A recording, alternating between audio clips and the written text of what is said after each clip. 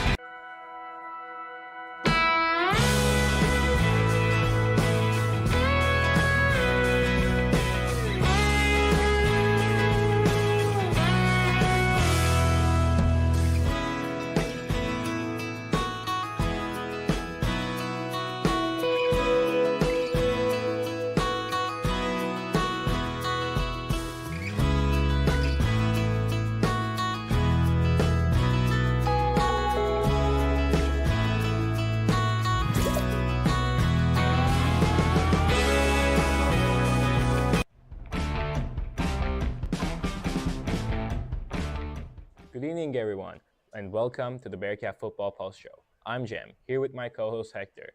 We are breaking down last Friday's action between Mena Bearcats and Little Rock Hall Warriors. The Bearcats came out on top in a dominant win, 31-0, and what a performance it was at the Bearcat Stadium. That's right, Jim. It was a night of strong defensive plays and offensive fireworks for the Bearcats. Mena came out swinging, and Little Rock's Hole just couldn't keep up. Let's take it from the top. Absolutely. First quarter, we got 5 minutes and 54 seconds left on the clock, and Mason Sullivan makes a big tackle to stop Little Rock Hall in their tracks. Then, with 3 minutes 34 seconds left, Sean Sullivan gets his hand on the ball and starting to set up the rhythm on the offense. Now, moving into the second quarter, Mena look over the 13-yard line early with 10 minutes and 42 seconds left. They steadily pushed forward with a key first down coming at 6 minutes and 34 seconds left. Then Sean Sullivan strikes again, this time scoring a touchdown, and Mena leads the halftime 7-0. Absolutely. The first quarter, we got 5 minutes and 54 seconds left on the clock, and Mason Sullivan makes a big tackle to stop Little Rock Hall in their tracks. Then, with 3 minutes and 34 seconds left, Sean Sullivan gets his hand on the ball, starting to set up a rhythm on the offense. Yeah, now moving into the second quarter. Mena took over on the 13-yard line early on with 10 minutes and 42 seconds left. They steadily pushed forward, with a key first down coming at 6 minutes and 34 seconds left. Then, Sean Sullivan strikes again, this time scoring a touchdown to give Mena the lead heading into halftime, 7-0. It's worth nothing that the first half was not about the scores. Both teams were heavily penalized. Penalties really showed on the momentum for both sides. By the end of the half, it was still 7-0 despite the flags and flying around. Yes, Jim, the penalty definitely played a role. But let's jump into the third quarter, which kicked off with Jair Hernandez. He sent the ball flying, and it wasn't long before Little Rock Hall got flagged for an illegal block. A few minutes later, Mena earned a critical first down, and with 2 minutes and 4 seconds left in the quarter, number 8, Michael Sullivan, made his mark with a touchdown on a penalty-free drive. That's right, Hector. Mena finished the third quarter up 14-0, and the offense was clinging by then. They really picked up the system to going into the fourth. Mena got on the board again with 9 minutes and 7 seconds left, bringing the score 17-0. Then just a few minutes later, 7 minutes and 24 seconds left, another touchdown was added. And 5 minutes and 14 seconds left, Brody Peters find the end zone. Mena was unstoppable. It did feel a lot like that third quarter against the Queen from the previous week. The flags kept coming in, especially in the fourth quarter, but even with all the penalties, Mena kept their composure. They wrapped things up with a convincing 31-0 win. Let's talk the stats for a moment. The Bearcats racked up 421 offensive yards compared to Little Rock Hall's 82. On the ground, Brody Peters was the star of the show, racking up 238 yards on 30 carries, averaging impressive 7.9 yards per carry. Not to mention, Michael Sullivan added 106 yards and carried 9 times for the ball for 53 yards. Defensively, Mena was dominant, with only 2 first downs for Little Rock Hall the entire game. And although they ended the night with 14 penalties for 130 yards, their defense was simply too strong for the Warriors to break through. Yeah, both teams struggled with penalties. Little Rock Hall should have had more, with 19 penalties for 414 yards. But ultimately, Mena's offensive and defensive production was too much for them to handle. It was a fantastic night all around for the Bearcats, and the crowd was loving it. If Friday night was any indication, this team is in great shape heading into the next matchup. Speaking of which, we hope to see everyone back at Bearcat Stadium this Friday as the Mena Bearcats face off against the Stigler, Oklahoma Panthers. It's going to be another exciting game. Don't miss. Thanks for tuning in, everyone. We'll catch you next time with more Bearcats football action. Have a great night. Go Bearcats.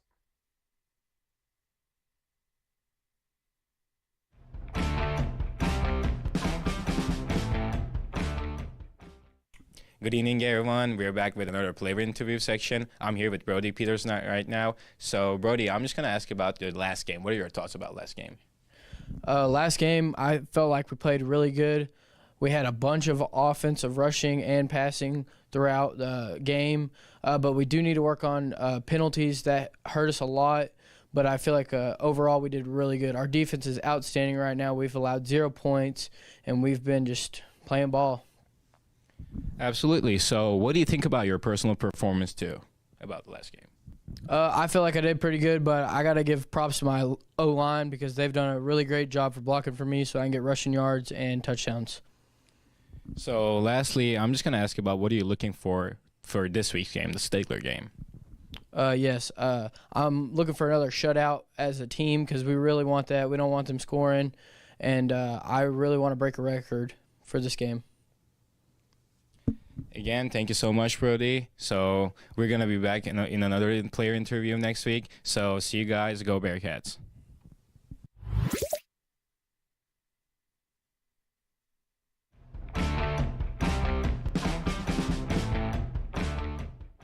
We would like to thank our sponsors of the Coaches Show, Top Rock Constructions.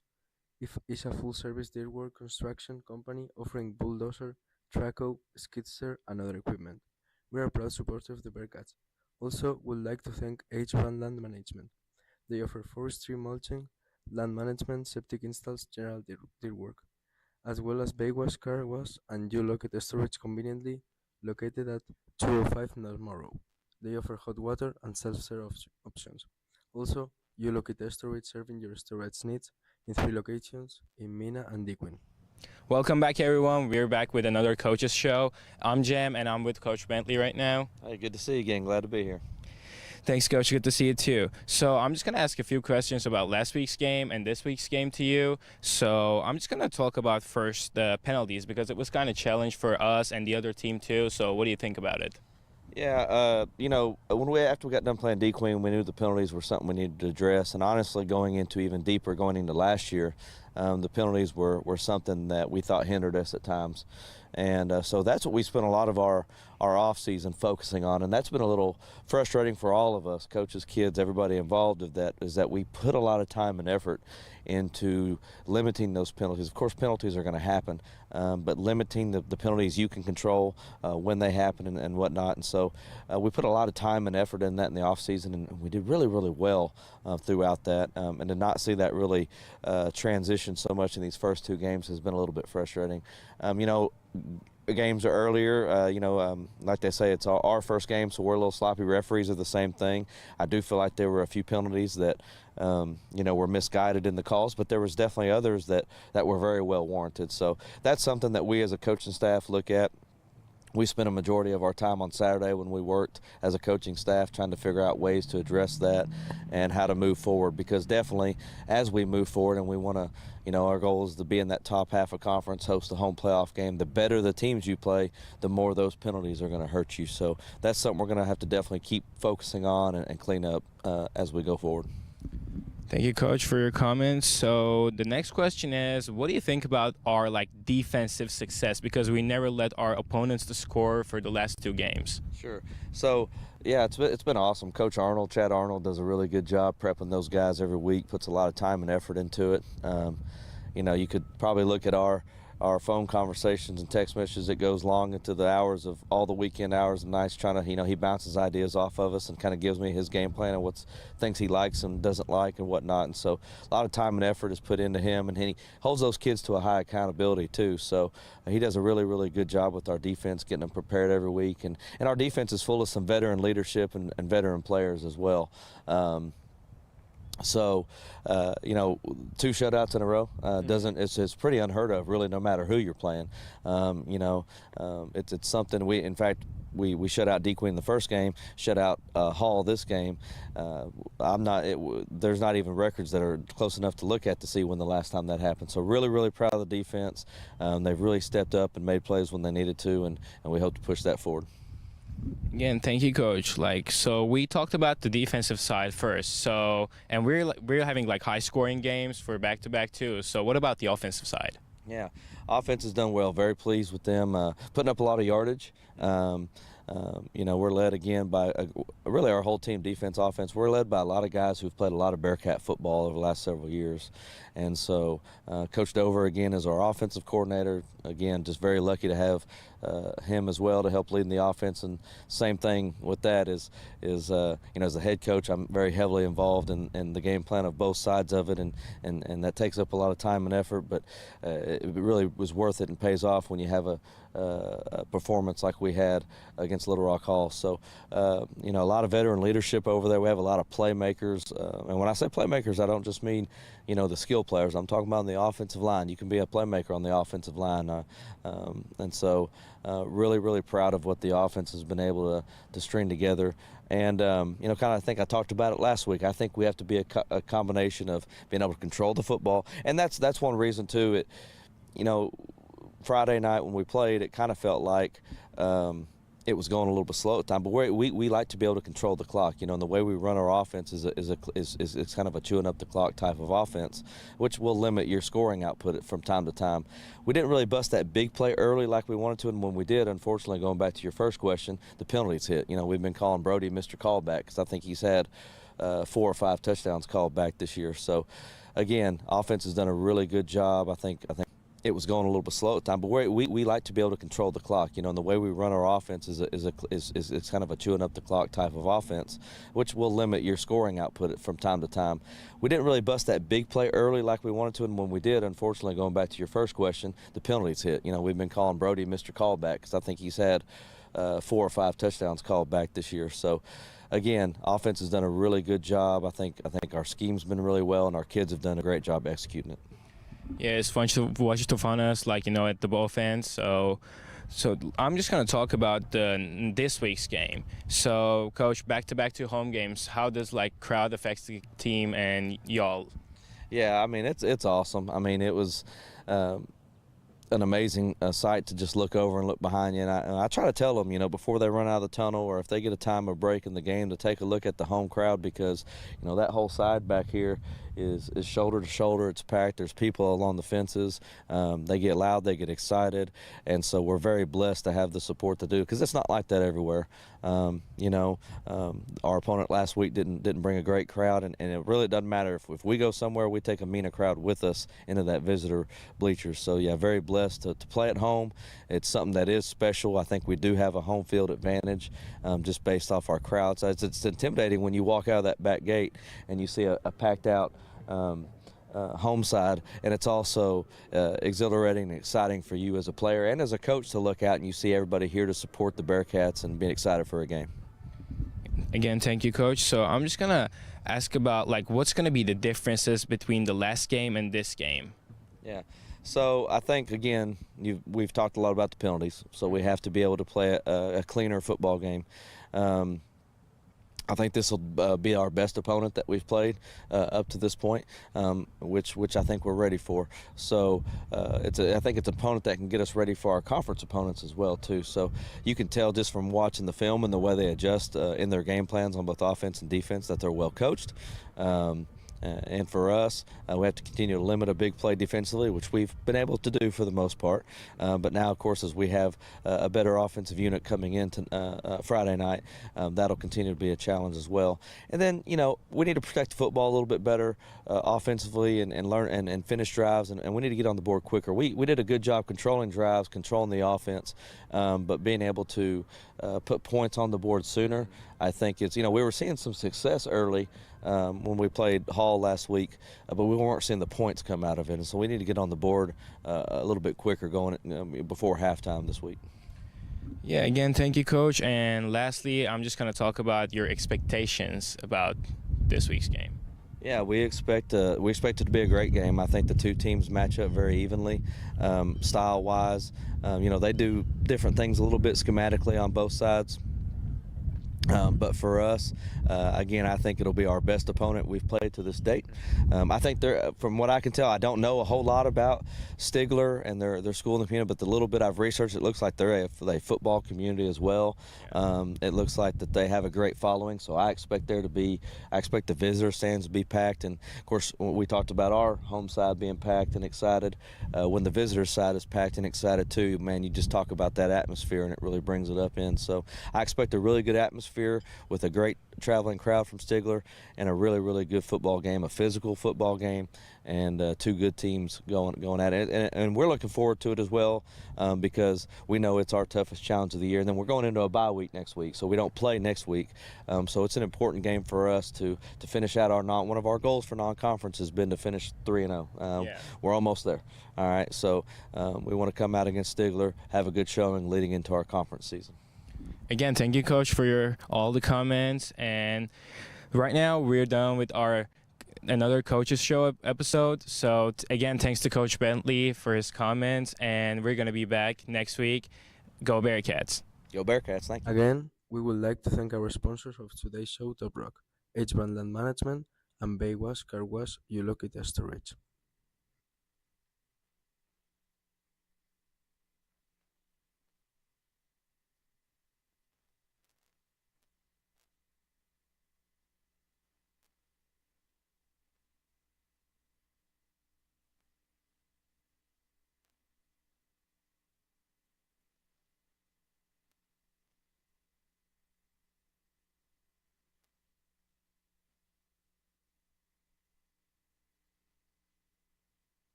Coordinator is Landon Dover. Defensive coordinator is Chad Arnold. Special teams coordinator, Coach. And welcome, folks, to another Bearcat Foundation live broadcast brought to you here tonight by, of course, the Bearcat Foundation and also the Mena Journalism Department, or it's actually their main mission here is this live stream broadcast. And the effort that goes into this is more than you can imagine. And this is now a student-led program and done through a classwork program done right here at Mena High School, and like to thank them for their efforts and being a part of their journey. And tonight the Bearcats are taking on the 0-1 Stigler, I believe, Leopards. I'm not sure what Stigler Panthers, same thing, some sort of cat. I'm going to say it's going to be a Panther. Yeah, it's a Panther. Yeah, I knew it was Stigler, but looks like we got everything up and operational this week. So yes, we do. We got both of the voices, so feel free to jump on there. Everybody that got my text, or feel free to participate in the live chat, and we can try to interact as much as possible, the people that are on there. And if you can, please click the like and subscribe. You hear that a lot from people, and we have crossed that 1,000 mark, which helps our streaming bandwidth here with YouTube, or it used to. I don't know if it's still a factor, but we ended up crossing it anyway. Nonetheless, Bearcats we're showing to be just minutes away from kickoff. The Bearcats have yet to take the field. Stigler brought their own blow-up helmet, Anthony. you know, you don't see too many visitors that bring their own blow-up run-through, but they decided to do it here tonight, and It looks brand new. It does. Look at ours. Ours is approximately 12 years old, I think. Might need a little bit of a I think it's just perfect. little dirt washed off of it, but Nah, man, it looks Mena, doesn't it? it does look Mena. It's got some Polk County flair going. That's what you call it. Joining me up here on top of the press box is Anthony Eford, and as well as Stat Boy, commonly known by his birth name as Sam Eford. So it looks like Stigler won the toss there. They deferred to the second half, and Mena has elected to receive the football here. So we know what's fixing to happen as when they take the field here in a minute. Stigler comes in here with a balanced attack, and they started this season. The word I get is that they were very enthusiastic and very surprised to drop their opener against Sallisaw. It's their first loss to Sallisaw in 8 years. And so they're looking at really a bounce-back game here tonight, so don't look for a letdown from them. We're looking at the roster, and we only see 19 players on the roster, but there's more than 19 walking out there. So There's more than 19 kids walking out here to the field. So we were wondering about that. And you got 3 that are already on the field here, Clint. So wow, it's magical. Our producer, Kristen, she's really good with technology. She actually turned the piece of paper over to the other side and revealed the rest of the roster. Oh, that's all you had to do? Did you know? I mean, we've been missing out all that time. I mean, this is 2024, and they can print on both sides of a sheet of paper. It's just really remarkable. These kids nowadays, Anthony.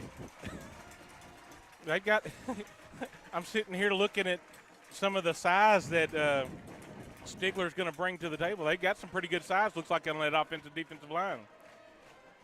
One of the strengths of the team that they have listed, and by listed, I mean the different players that we talk to and the coaching staff, they say kind of the strength of the team group-wise is that defensive line, and it's kind of something that they're going to lean on. They like to send a lot of pressure and depend on that defensive front to be able to defend, to be able to take, so they can take chances with their secondary and linebackers. Then offensively, they're very balanced and kind of triggered by the running back. So it's going to be kind of strength on strength. You know, our offensive line is there and been pretty solid. And yep. And so our O-line is going to be one of our strengths, and their D-line is going to be their strength. Good point, Anthony, because there's no doubt that if you said the same thing about Mena, the position strength, the group strength on this team is that offensive line.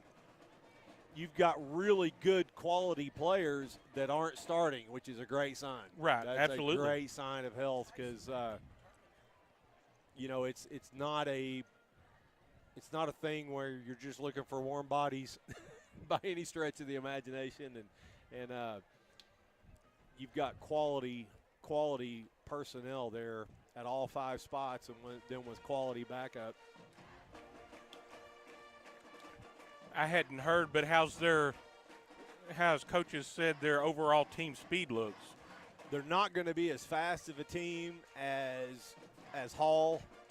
You know, that speed is not one of the things that is, you say you can't call them slow by any stretch, but they're led by their running back, Thunder Elza. And yes, what a great running back name. Great running back name. I just don't know if that's a WWE name or if that's his birth name, but it's right there on the roster, Thunder Elza, number 6. They're going to want to get him the ball a lot. And the Bearcats are going to take a little bit different approach in that the defense is going to try to spill the running back outside instead of contain outside in. They're going to try to spill him outside, try to make him run and see if his speed can hurt him because he's very dangerous going downhill. It's a pooch kick. It's going to come up to Sean Sullivan. He's going to get to the 35-yard line. Bearcats going to have nice field position to start.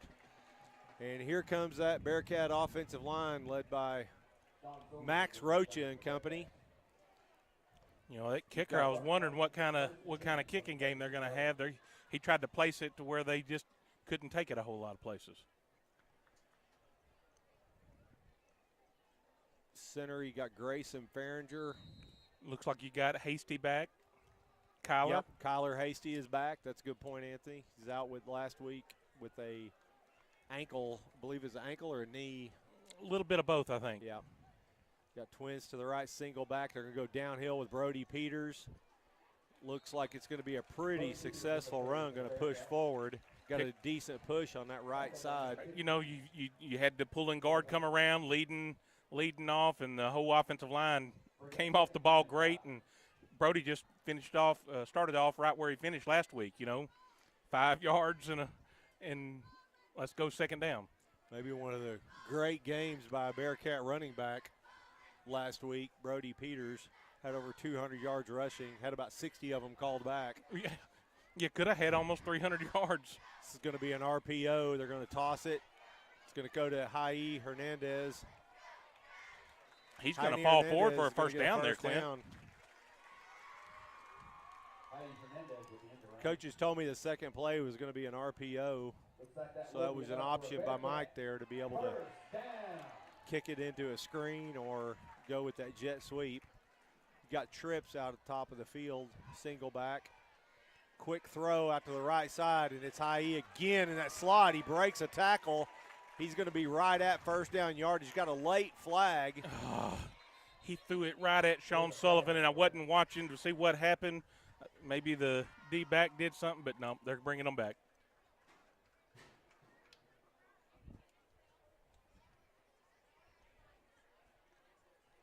Something that's off the screen. We're watching a 7-second delay over here. Yeah, it's down there on this side of the hash marks where we're not seeing, but he threw that flag right at where Sean was at. Be a personal foul called for both teams. Oh. Penalties will offset. Replay first down. Offsetting penalties. They're going to replay that first down, so they're going to give him. This is very odd because you don't do this. It should be a replay down.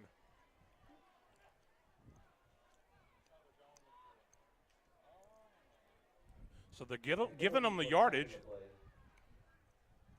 The result of the play will stand. So that'll be another Mena Bearcat. First down. Very odd. So I guess what they're saying is the personal foul happened after the play. Got trips at the top of the field. A little bit of motion. This is a quarterback power. He's going to head downhill, and Michael Sullivan picks a defender and punishes him there. It's going to be a gain of about 5. Yeah, you know, the offensive, I believe that was a tight end, gave a little ground on his defenders there, but Michael picked a great spot to hit they marked him back. They did. Didn't give him much forward progress. Just basically gave him a 5-yard progress. Something to keep an eye on. There's a thing called every team on Instagram has a Barstool account, and Stigler has been they're very clever. There's been some pregame happenings on social media. Michael Sullivan with it's going to be a quarterback keep. They're going to whistle that dead. That was going to be a quarterback draw, I believe, and not much there on the play. It's going to bring up 3rd and 6. Yeah, basically going to give a loss of a yard right there, Clint. So Bearcats are going to have to keep their composure here because there's been a lot of locker room material thrown our way. Oh, really? Yes. They're quite clever, these Stigler Panthers.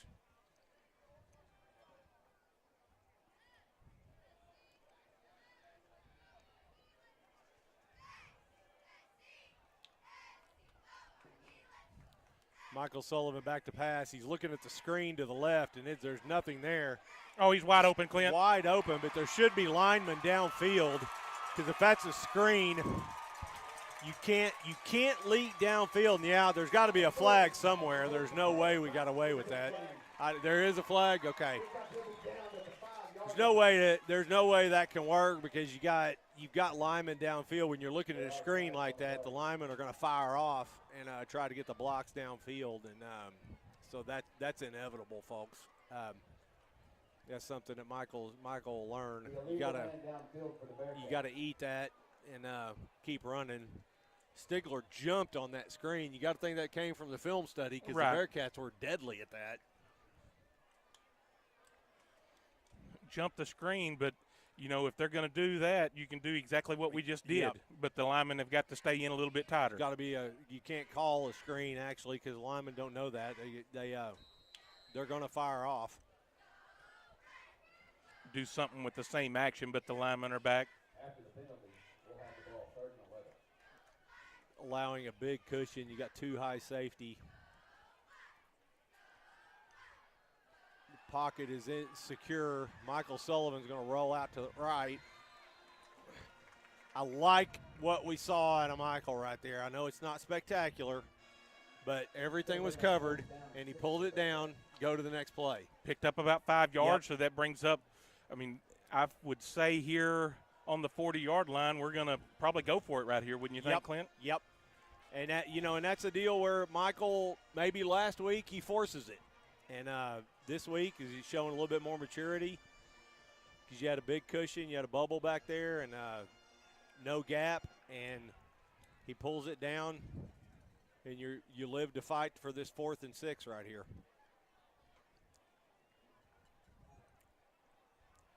Drops back to pass. There's pressure in the middle. He avoids it, slings it up in the air, and it's intercepted. Michael Sullivan's pass intercepted by the Panthers. Had a guy down here on the bottom, but Michael had a little pressure in his face. Did a good job of avoiding it. Tried to set his feet and fire a shot, and that one didn't work out. But was that Brody just underneath that he just kind of Yep. overshot? I don't know. I couldn't tell who he was missed throwing it Brody to. or he threw it to the wrong guy. But again, it's 4th down. You need to let that one go. Right. So you can't call that. It's basically a punt. So Stigler will take over on their own 23. The Bearcats turn it over. Their first possession. They're moving it quite well. It's going to be a double pass, and he's got a guy, and it's thrown short. Oh, Sean Sullivan he turned around, but he did not see the ball, and I think that's a good call right It is. there. It's a good call. Unfortunately, it's a good call.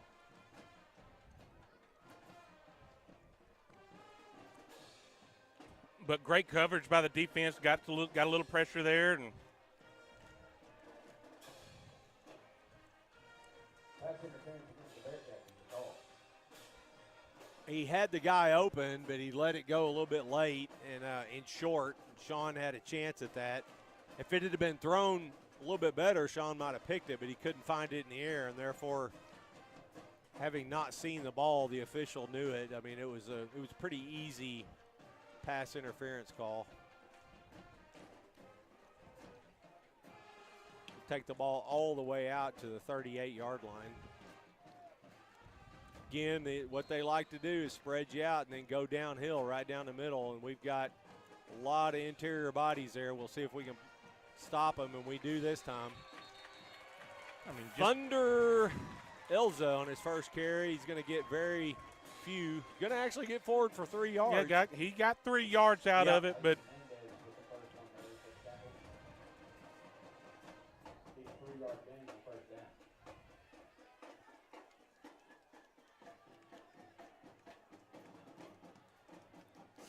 Was that Aiden Anderson out Aiden there in the middle that kind of clogged it all up to start with? Seems to be getting better every week. Quick throw out to the outside. Going to hit number 7, Jackson Cardell. Big gain of about 5 on the play. Going to bring up 3rd and 3. 7:10 left here in the first quarter. Score is 0-0 if you're just joining us. The Bearcats, pretty good first offensive series. Ended with an interception down to 23 on a 4th and 6 try. Going to fake it to Thunder. And they're going to lose. The Bearcats brought the Thunder that time. It's going to back them up 2 yards. Going to bring up a 4th and 4. Hunter McClare on the tackle. You know, that outside contain right there did a great job not going for the fake, making him turn it back inside, and then the help was there to finish it off. You know they've been taught the key off of that running back, and that time they did not fall for it. They got their quarterback drop back and do a pooch, or is they're going to? Looks like they're going for it so far. And they are going to roll out to the right, and they've got a tight end right there. It's complete for the first down.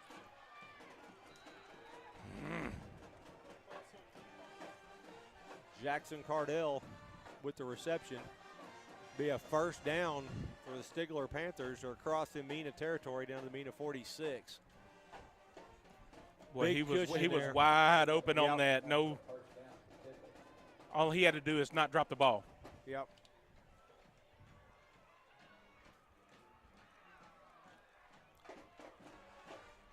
Got big cushions on those inside receivers. They're going back to it. Double move, Jackson Cardell, and he wasn't ready for it that time. Almost picked off by, I believe that was Caleb Cox. Caleb Cox, yep. Caleb kind of lost his footing trying to jump for the football and ended up falling on his face, but he still got a hand on it.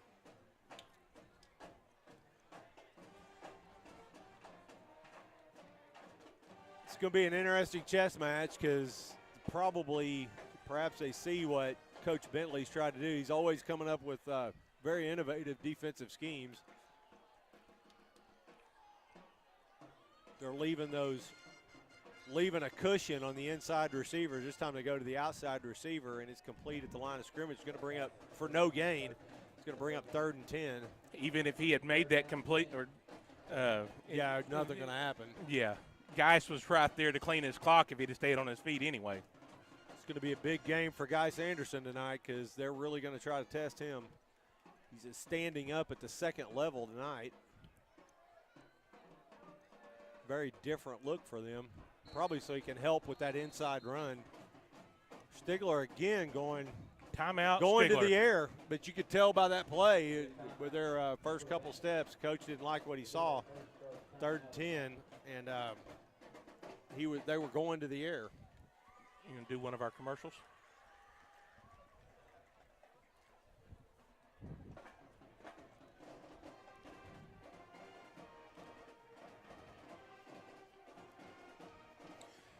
Top Rock Construction is a full-service dirt work construction company offering bulldozer, track hoe, skid steer, and other equipment.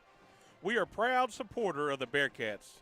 Give us a call at 479-234-1518. Top Rock Construction. Top Rock Construction did a little of the dirt work out here for the new indoor facility, didn't they? Yep. They're about to start hauling gravel in the parking lot. Going to do some of the parking lot overhaul out here, so give them a call.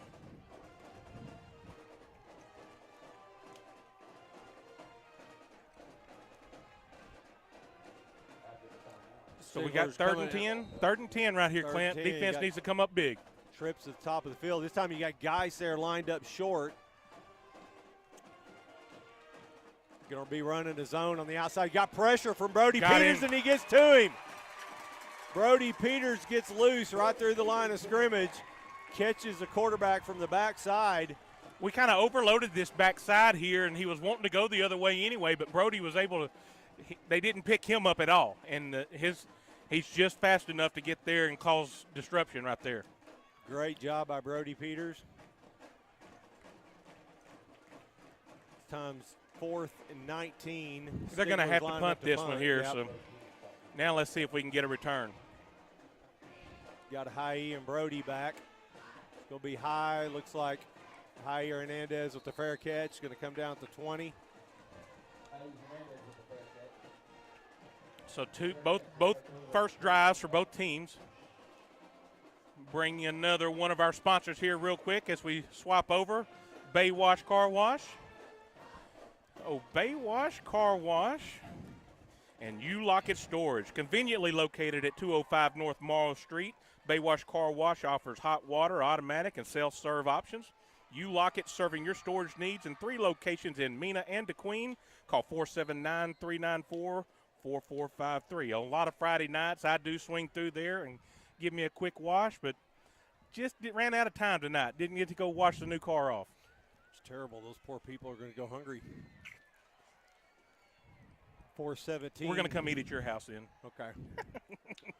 4:17 left to go here in the first quarter. Bearcats with their second possession. This time they're going to Brody again on that first carry. Going to get a decent 4-yard gain on that. From up here looking down, I really felt like he should have went ahead and bounced that to the outside, but there may not have been something there. It kind of looked like there was a lane, though, Clint. When in doubt, Brody's going to hit the hole. Brody's going to lower that shoulder and try to run you over if he has to. I think he wants to. He does. He wants to. 2nd and 6. Going to pack it in again. This time Brody goes to the left side of that overload side. He's got the edge near midfield, out of bounds right at the 49-yard line, still in Mena territory.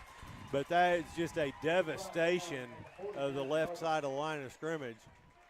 Marking him right at the 49. Yep. Yep. That'll be enough for another Mena Bearcat. But that right there was just set up by this left side of the offensive line, and the tight end on this side, they just caved it down. There was nothing there. I don't think there was any pull or anything exotic there. It was just hat on hat, blowing people backwards. Going to hand off to Brody Peters again. Max Rocha with a great block on the outside. Unfortunately, on that carry right there for Brody, he's going to cut into that 3 for 33 average that he had. So, but still a 6-yard pickup there. We take that every time. It's going to be 2nd and 4, 2:58 here in the first quarter. Bearcats again rolling on this second possession.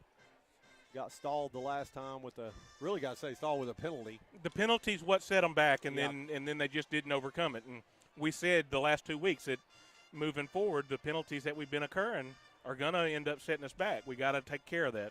Play action this time. He's got a guy deep over the middle. He's under duress back there. He had Sean. Sean made a break. Looked like he might have been running a post route. When he cut towards the middle, he was open, but by that time, Michael had already been flushed out. Just didn't have time to set his feet and see him. So he still was able to pick up, about 2 yards on that? 1 yard? Aiden Anderson is coming in. Looks like he can go back with a heavier package. Bringing old Jimmy Glenn in to be a lead blocker here. I didn't see who else came out, Caleb Cox, so they're going with a heavy package. You got 3 backs in the backfield, 3rd and 3. Going to go straight forward here, and again, they just blow Stigler backwards. The thing about that, whenever you've got a power running game like that, and barring some sort of adjustment, I mean that's just a safe play. It's a safe play, and then it's going to open up that play action game that we're going to try to live with. So we got to be able to run that ball early to open up the throwing down the field in the later quarters. That just has a devastating effect when you can line up and just punch people in the mouth like that. It bodes well for the rest of the game. Again, they're going back to it. Brody Peters with another carry. 1st and 10. He's going to get 9 on the play, just short of the first down to the Stigler 30. I'm gonna highlight one of our linemen on that one right there. Max Rocha just pancaked his man at the line of scrimmage, about 2 yards down the field. Did he pull? I don't know if he was pulling or not, but All I saw his guy was on the ground, and he was coming off the top of him. He'd wrapped around and pulled.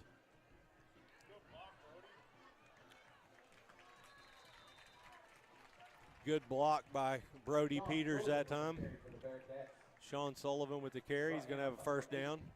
And that'll be another Mena Bearcat first down. Gain of about 4 on the play. I didn't see. I was watching the line of scrimmage.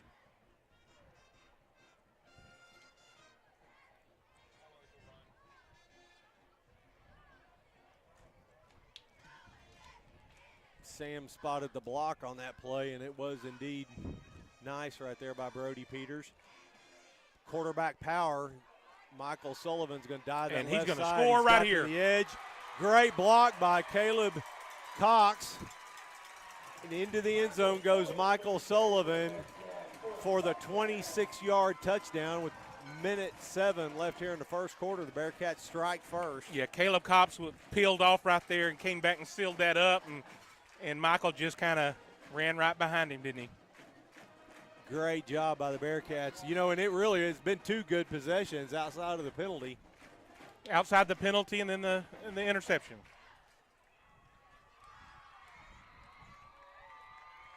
And the kick is up and good. With 1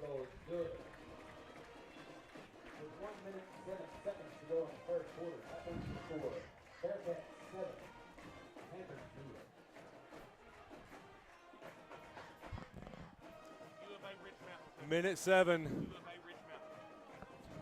Minute 7 left here in the first quarter. Bearcats leading 7-0. Like to thank another one of our sponsors. Tonight's game brought to you by University of Arkansas at Rich Mountain. University of Arkansas Rich Mountain is a great place to continue your education right here locally. Have an innovative program where you can start your degree here and transfer and keep the same local tuition rate as you have here locally with any, that's even the University of Arkansas at Fayetteville. You get to keep your same tuition rate as you had right here in Polk County. So just an amazing opportunity for all the people here in Polk County. We just need to put that in front of the camera. Oh, no. I know. That was a huge mistake. As we told you a little bit about the social media back and forth, that there's not really any back and forth. There's been Stigler firing all the shots. And I just trying to show you, Anthony, so you can kind of see Max is going to bring a little bit of extra here tonight. Max ain't going to take Max, he's not going to take that lightly was to the wrong guy to make a Instagram post about. They didn't know that. Great kick by Jair Hernandez. It's going to go into the end zone. It wasn't one of his patented kicks that lands in the end zone, but what's it land? About the 5-yard line and skips in there. Kind of angled it in there perfectly. I don't know, Anthony. I'm just sensing because this is a team. This is by far the best team that we played. Oh, without a doubt. Without a doubt, you can just see it. And I mean, we expected that. And I know we say that they're coming on. They're 0-1 right now, but this is a quality Stigler team. It's high hopes for this season, and the Bearcats just have taken it to another level of execution here tonight. I would think that Salisaw's probably a little bigger classification school than Stigler is. Kind of like us playing D-Queen. Wrap around. It's play action. He has a man wide open down the field. Oh, he dropped the ball. He chose to go short. They're marking him down, but he dropped the football. Wow, he dropped the football outside. Okay. They're going to give him that ball? No, they're not. No. But, boy, he missed the wide open guy. Did you Yes, see he that did. coming down the middle of the field? He had the post wide open, and he chose to go for the more difficult throw there to the outside. If he'd have given a little bit more on that throw instead of lobbing it up there, it would have been a great completion. But yeah, that poor kid. And it looks to me on the delay, it looked to me like he was going to come down out of bounds anyway. Going to go back to the air. Going to throw it there short. Made a man miss. Whew.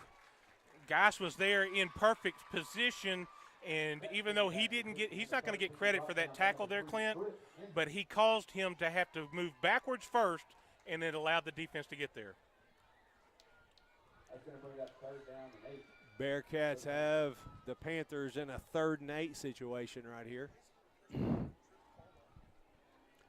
Trip Hensley ended up with the tackle, did a great job. Sean Sullivan moves up for a more bump and run look. Got some pressure up the middle, and that's Tucker Strickland with the sack. Great to see that young man. He had a late season position change. He got moved to,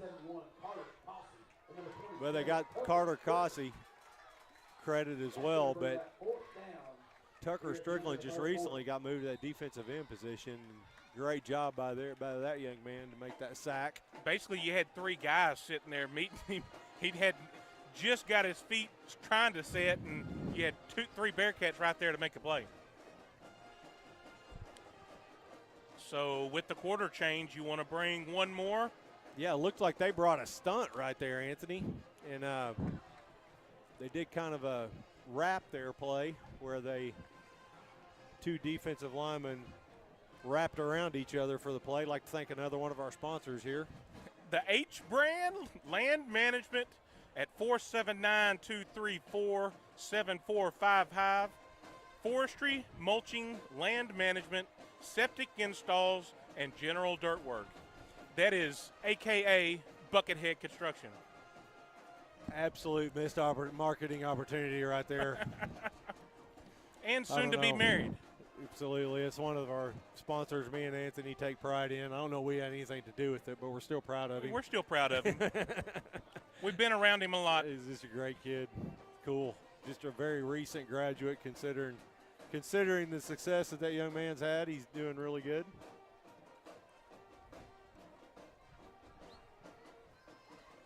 Well, this will be we're going to get the ball back right here, aren't we? Stigler going to go 3 and out here, and they are reeling. Score is just 7-0, but they really got bailed out that first possession. Got pressure. It is blocked. Bearcats are going to come up with it. They're going to be taking over at the Stigler 13-yard line, and the Bearcats are rolling.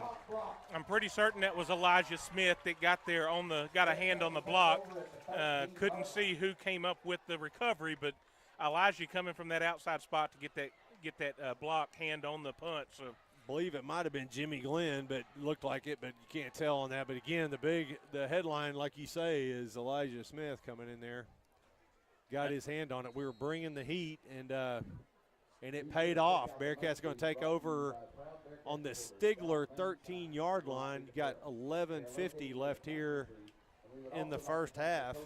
You give Brody Peters a short field like this, you're going to feed him right here and see if he's got that nose for that touchdown. Panthers think that Max Rocha was hungry before. Yeah. Here we come, McDonald's Super Meal. That's right. Bearcats are going to take a timeout. They didn't like what they saw there.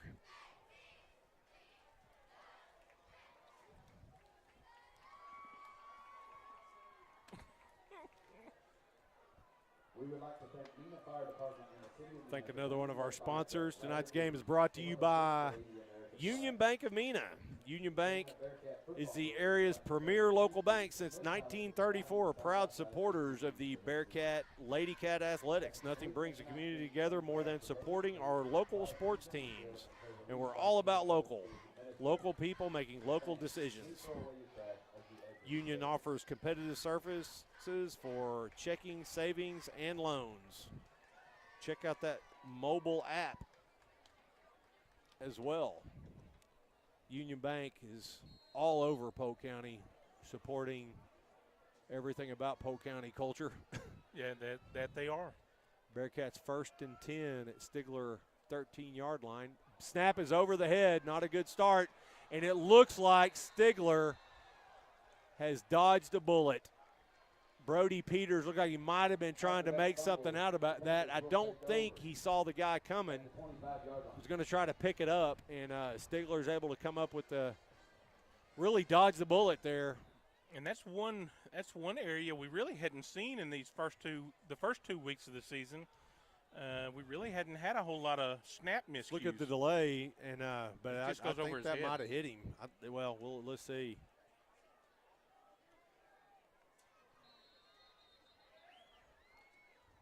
Yeah, No, it's it just was over the high. top of his head. You're right, Anthony. There's a flag before the play. Snap was a little high. We had a That's- flag on the play. That's how it sounds at my house, too, when my wife goes, oh, yeah, you're right, Anthony. No, shut up. Have you ever heard that, Sam? Honestly, growing up in that household, has your mother ever had said, "You're right, Anthony"? No. That's what I thought. That's what I thought. Come on, Anthony, give me a break. As if. I want to hear. The comments in the chat about that. Does everybody agree with me that Anthony is completely full of it? Got twin receivers down here at the bottom. Stigler's going to go with the option. They pitch, and they got Thunder loose in the secondary. And, boy, when he gets going downhill, he moves. He just got lit up by Jair Hernandez, and he is slow getting up. Just got absolutely hammered. Boy, and that poor kid looks like he's in pain. Hate to look at that. But, boy, when he got going downhill, he can move. Once he gets unraveled, he was moving really good. Boy, and he's not moving that right leg. Stigler's going to have the ball at their own 48-yard line.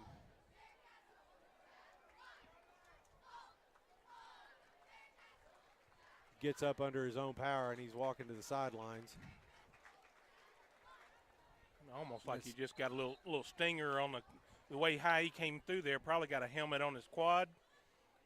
Tell you what, Jair Hernandez is one of those dudes that, looking at him from this distance, he looks undersized. But I'd probably pick a lot of guys I'd want to hit me before him. Because whatever he's got, he's bringing to you. And he's going to the right spot with it, too. Yes, he is. He just drops people like a ton of bricks. And it's not necessarily just going low either. I mean, he just packs a lot of power. Stigler with a first down. They're just inside their own territory. It's going to be a rollout to the left side. It's going to be a quarterback sweep, and he is loose into the secondary. It's going to be a big gain for Stigler, gaining 9. Looks like Stigler's got some stuff rolling here. Well, and in both of those last two plays, they've beat us. They were able to set the edge on that outside. We were giving ground instead of holding ground right there. So seems like they've got their star running back out right here. See if there's any adjustment. It looks like they're. Again, the Bearcats are helping Stigler. It's the second penalty here this possession. He's going to take the ball down to the Bearcat 37-yard line. 10:42 left here in the first half.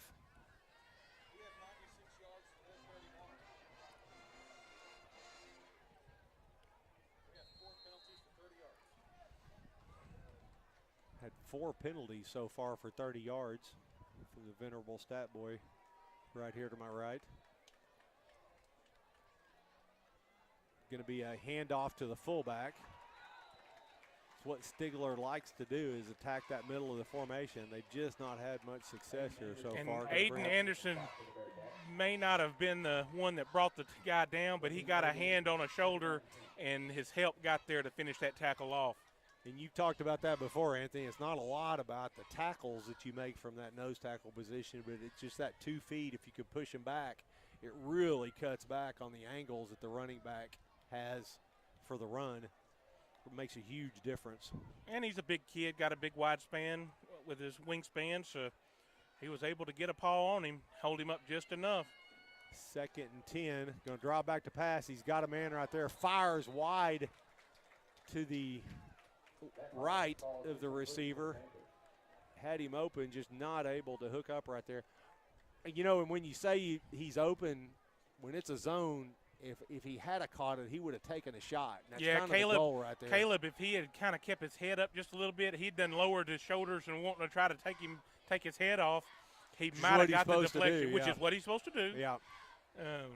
But if he could have reacted just a hair sooner, he might have had a pick 6 right there. Trips at the top of the field. Their play action again. He's going to throw it quickly, and again he hits that tight end, and he is into the end zone. And Stigler matches the Bearcats here, touchdown for touchdown, and Stigler is on the board, 6-0. Boy, he was wide open in the middle right there. I want to see that again on the somebody. Well, had somebody there, just didn't get over there quick enough. Or it was a blitz. The guy that's on. No, it's right. We don't know that we didn't really have anybody there. Did not really have anybody there. He took a couple steps forward and kind of took himself just a little bit out of the play. Extra point is up and good. Score now is 7-7 with 10:55 left here in the first quarter. I'd like to thank another one of our sponsors. Bearcat fans, that is the first points That's this right. Bearcat defense has allowed all year long, or points period. First two games were both shutouts. So Tonight's game is brought to you by Smith Pallet Company, quality pallets since 1949. Smith Pallet manufacturers of quality pallets and crates since 1949. Proud supporters of the Bearcats and Lady Cats. Go Cats.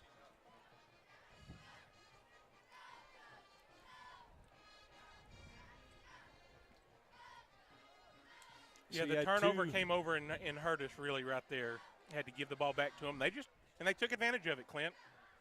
Marched right down the field. And they did it without their running back, which looks like he's coming back because he's out there on the kickoff coverage team.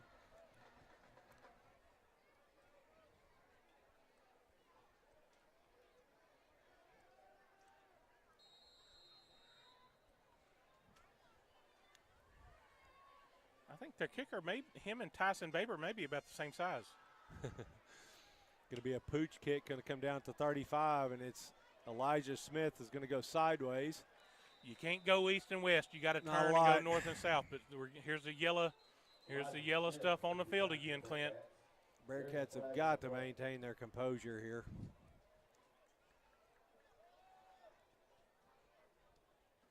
I think it's going to be a face mask against Stigler. I'm pretty certain that's what I saw.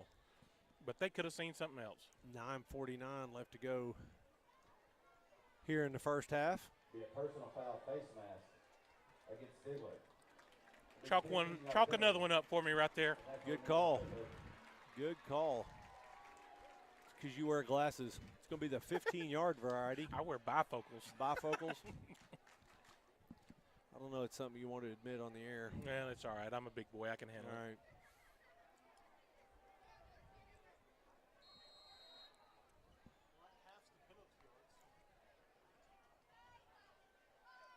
Two wide receivers split. Stigler's got a double high safeties. Tried to defend against going deep there, and Brody Peters, this time Stigler, really the first time they've been able to hem in Brody on a carry up the middle. Yeah, they kind of stacked it in there tight, and Brody was still able to foul forward for a yard, but a yard's all he got there. 2nd and 9. Had a consistent, at least 4 yards on first down. We'll see what the Bearcats dial up here. Down to 12 seconds on the play clock. Taking a long time to get this one in. Mike's down to 9. I hope he notices it. Got twins at the left of the field. Quick throw out there to Sean Sullivan. Sean Sullivan had a lane out to the outside. Boy, man, and Elijah had the guy sealed to the outside. If Sean could have possibly seen that. Did you see it? I did. Man. I was sitting, bounce it, but my brain was saying. But, I'm not criticizing Sean because your head is looking yep. to the inside, and he's going to go to the first daylight. And he had the first down, so you got to take it. Can't check to see if there's something better when you see a first down right there. Absolutely. Go get it. Go get it. Yep. Ryder House in motion. Going to be option look. He's going to fake the pitch. The Michael Sullivan's favorite moves. I sure would like to see Michael not try to run everybody over, but that ain't his personality, it's Clint. not. I know. If he But, ain't running man, them over, he's going to try to hurdle them. I know, but it's Me and his mama and quarterback daddy had a little spot. talk You about gotta- the hurdling, and she says, I didn't mean to, Mama. yeah, but just, you got to be thinking about the team there, and you got to keep himself together for the duration of this season. He's just got a deadly fake the way he throws his shoulders right there, and he's kept the ball about 7 out of 8 times on that. Again, that's another stat I made up. Max Rocha with the pull right there. And Brody Peters just watch this, folks, and Brody Peters, can we get a replay on that? But Brody Peters just got in Max Rocha's back pocket, follows him through the line. And then it just opened up. I did. I watched him. He pulled right in there. And he just sit right in his back pocket and then made the cut off of it. And the tacklers were having to go around Max. They didn't want to take him on.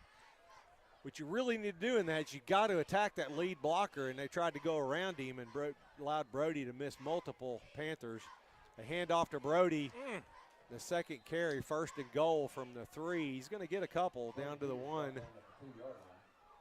That's more like a yard and a half. It's going to be 2nd and goal. From the 2.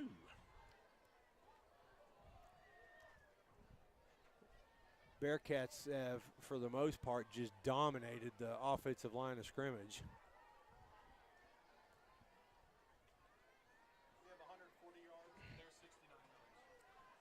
Total offensive numbers are 149 to 69. Bearcats have moved the ball really well on all their possessions.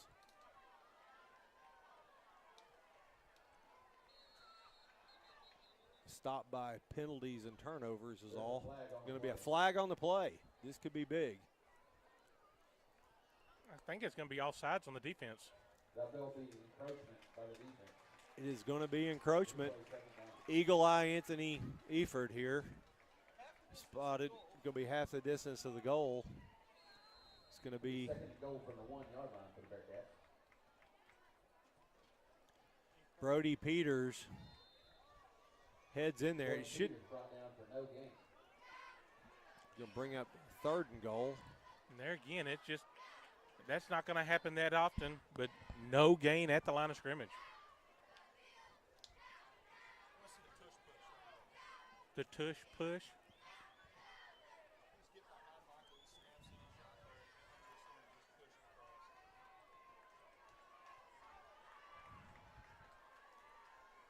I formation. This time it goes to Ryder House, and Ryder is very close. They're going to mark him down. They're going to mark him short. Oh, my goodness. Sure looked like he got enough over there to get that, but it looks like he will be just short of the goal line.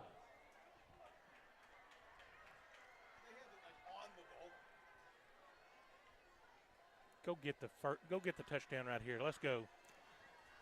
You're going to see here, they're not doing the personnel change to try to do the rugby scrum deal, so they don't have the personnel out there to do it. That's what I was thinking they were going to do, but they're not. They're going back to the I formation. Bearcats going for it here, 4th and goal.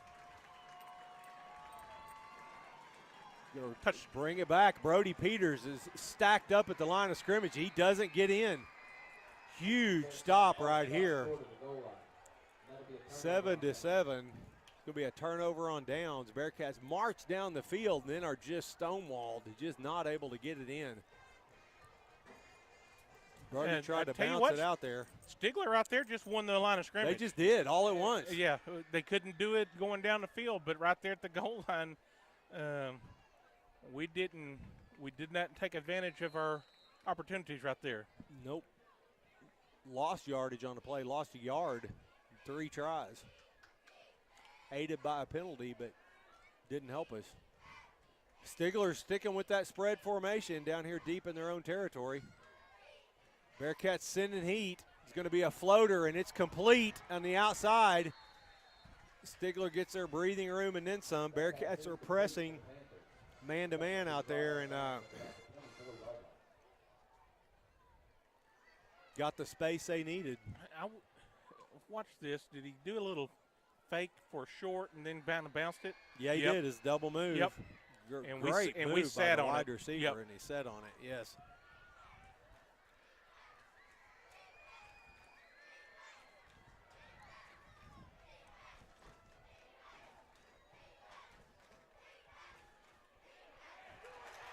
Brought the heat right there as a run blitz, and Brody Peters did not fall for the play action. That was Mason Sullivan. That Okay, I saw the end. 4, defensive end, Mason Sullivan. So that was just whipping a guy at the line of scrimmage. Great job by Mason Sullivan. Going to be a loss of 4 on the play. 5:05 left here in the first half. Well played half of football here. The offenses look good except for punching it in the end zone.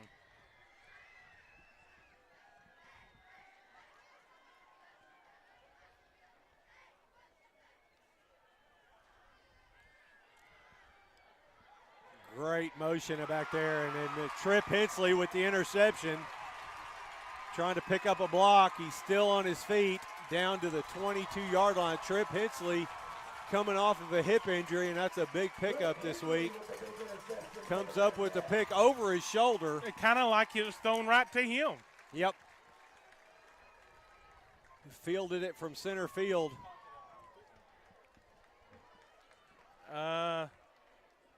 I believe he caught that somewhere close to the 45, 50-yard line, somewhere close to that, wasn't it? Pull it up here. Bearcats will take over this time, 1st and 10 to Stigler 23-yard line. That was caught at the 46 of Stigler. Stigler with the single high safety. They've added some more personnel to the line of scrimmage. Michael Sullivan dropped the ball. Looks like he's going to come back up with it. That time the pitch wasn't open. Michael Sullivan with the quarterback. Looks like he will get back on top of the ball. See about a 2-yard gain there on 1st down. Going to bring up 2nd and 8. Bearcats with a lot of yards and 7 points here.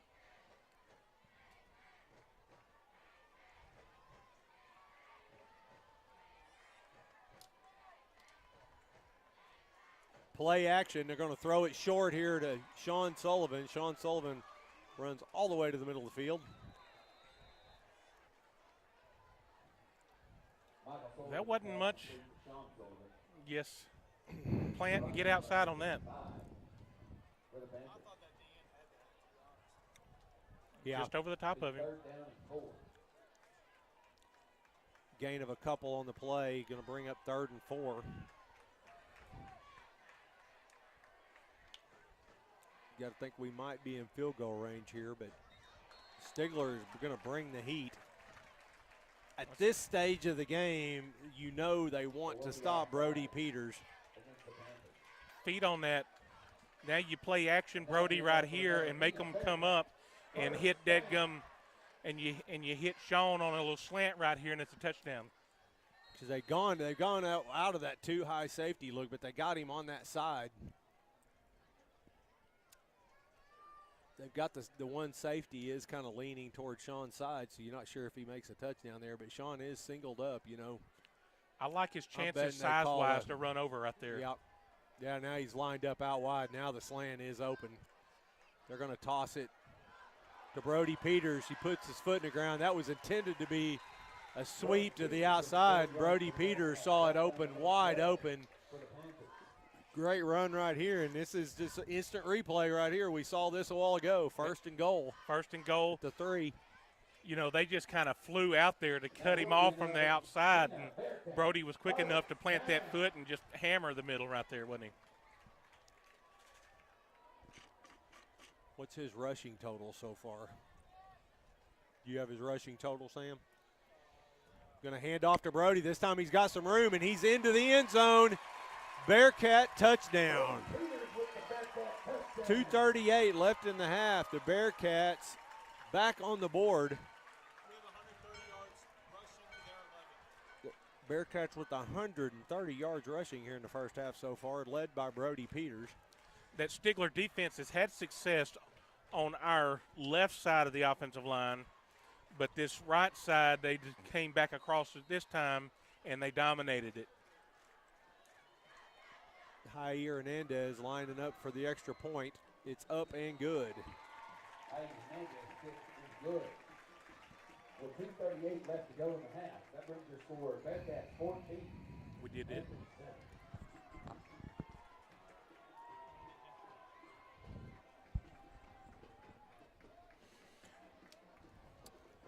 Mena Insurance Agency. Mena Insurance always supporting the Bearcats and Lady Cats. At Mena Insurance, we are in the relationship business. And PT and the gang up there.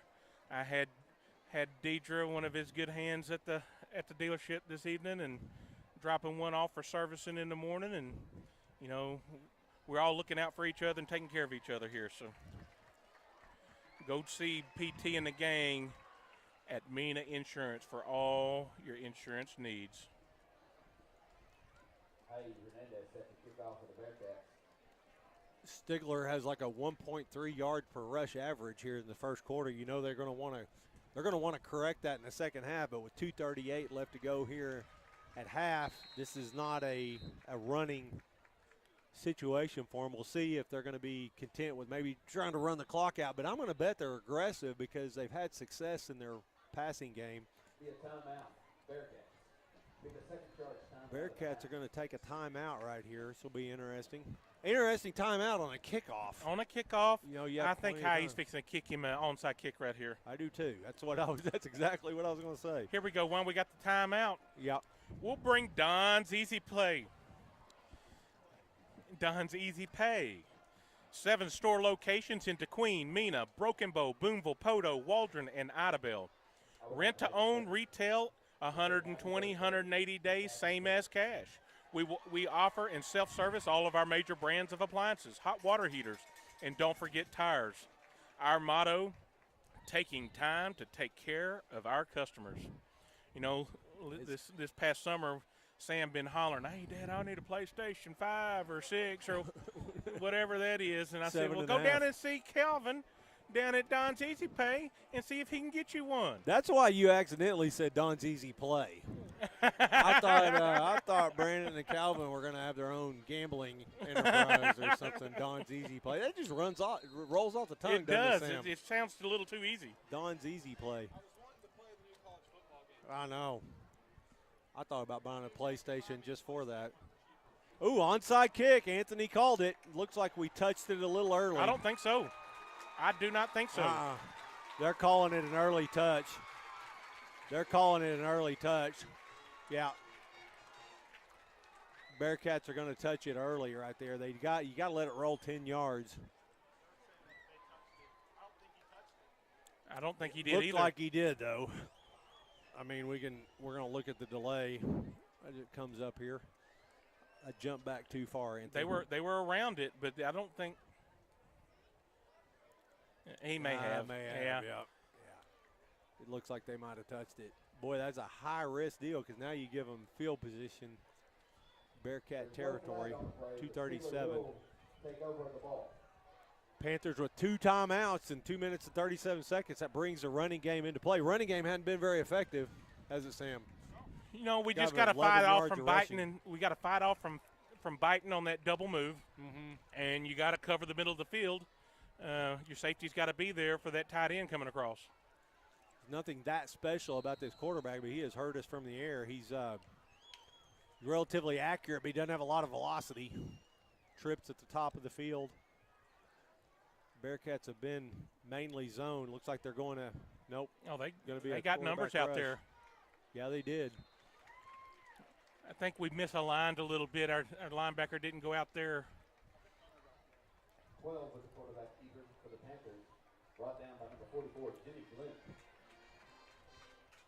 Alignment numbers, they had us beat right there. Hunter McClare was confused and backed back out, but I don't know if he went right or wrong.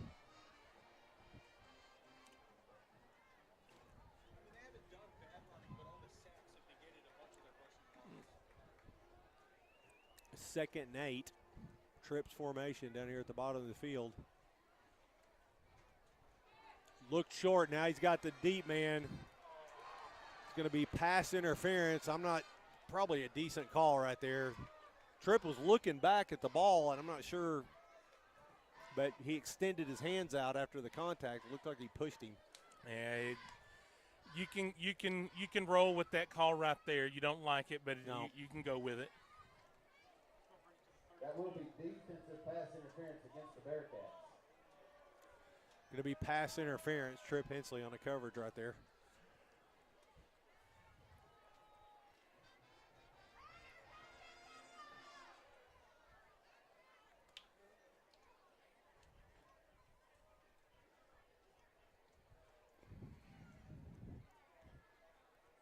going to take the ball to the Bearcat 32-yard line, minute 49. Stigler has both of their timeouts left. I don't have to call the score anymore. Kristen got the scoreboard on the screen. That's right. Going to have Kate Wilson up here at halftime to discuss the Mena volleyball. Quick throw out to the outside. It's going to be a double pass, the old hitch and pitch. They're going to get Thunder rolling right there. He hadn't been able to get going in the rushing game. After the hook and ladder play, that'll be enough for a Panther first down. We were able to – they were hoping to score a touchdown with that play right there, Clint. Stigler has been very opportunistic. Yes. Don't have a lot of yards and very creative. Going to draw back. This time it's intercepted, and that's Guy Sanderson. Guy Sanderson has been in that short zone, and he's basically kind of a robber. He has been the whole time, and as long as somebody doesn't have a short out, he just drops back and kind of sits there, and that's very easy to lose a guy in the zone. Yes. It's real easy to kind of criticize a quarterback. What did you do there? You threw it right to somebody. But when a guy's sitting still, not necessarily running with the receiver, it's easy to lose him. And that time the quarterback did just that, and he threw it right to Guy Sanderson. Comes up with a timely interception. Bearcats really were defensively. They're on their heels with this Stigler passing attack, but they're able to cash in with a turnover. See if the Bearcats is one timeout, if they're going to sit on this, and looks like they are going to stay on the ground. Michael Sullivan's going to be. He may have a lane here, Clint. Got a lane. He's got one man to beat. Got the sideline. Going to cut inside. Going to be all the way down to the 16-yard line. It's only going to run 10 seconds. No, 14 seconds off the clock. Hey, guess what, Clint? And no flag. No flags on the play. He ran out of bounds at the 18-yard line.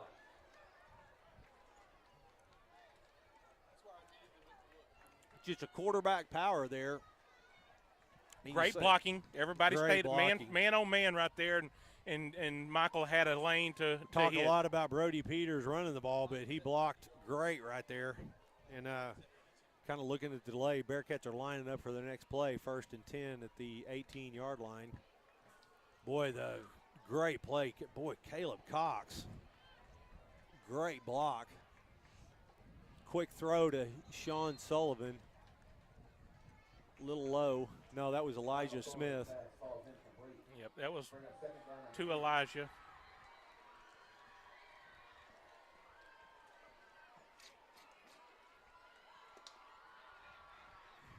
Second and 10. Going to stop the clock, minute 9.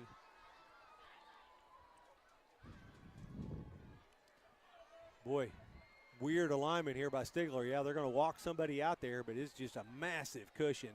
The inside receiver. Going to be that counter to, Ryder House was wanting to push it up and get right up the field, but it was outside the whole way. Yes. That lane was just outside. Wide open outside. Head to the hash. Head to the hash. Head to the hash. How many times have we stood up here and said, stop running sideways and go up the field, and this Bearcat team goes right at the defenders. Throw to the inside, and he hits a slant to Sean Sullivan. He's down to the goal line, almost in. Yes, they're going to give him the touchdown. They call him in the end zone. They called him in the end zone. That'll be another Mena Bearcat. The hands were up. Yeah, the far official signals touchdown, but he ain't arguing his point here. No, he's not. He is not. They're going to hand it off quickly here to Brody Peters. Brody Peters is again stacked up and pushed back. Boy.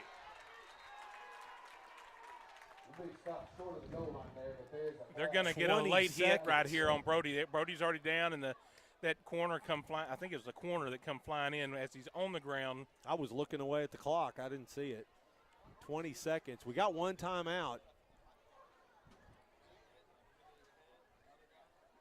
I think the Bearcats might possibly go to the air here. Surely they're not going to call him for target in there, but at least a late hit. looks like they're walking it back. Be a personal foul against the Bearcats. Whoa. Whoa. Whoa. Personal foul against the Bearcats.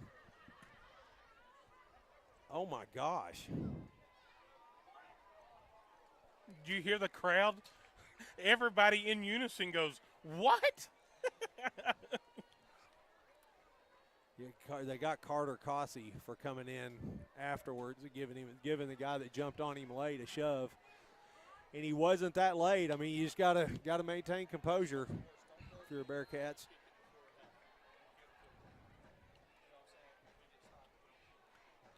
Back to the option. Michael Sullivan down to the 5-yard line. You got to call a timeout. So you've got time here to take a shot. You know, if it's an NFL team, they could take 2 shots. Right. But you just got to wonder with high school kids if you just don't take your points right here. Go in with 2 scores with the field goal kicker nearly automatic here with Haie Hernandez. Yeah, at this distance, I think you got to take 1 shot right here. But you got to make sure it's either going to be a catch or it's out of play. Yep. It cannot have the option of an interception. Or well, we got one more timeout, don't we? No, we're out of timeout. Out of timeout. No timeouts. It's got to be a touchdown or incomplete right here.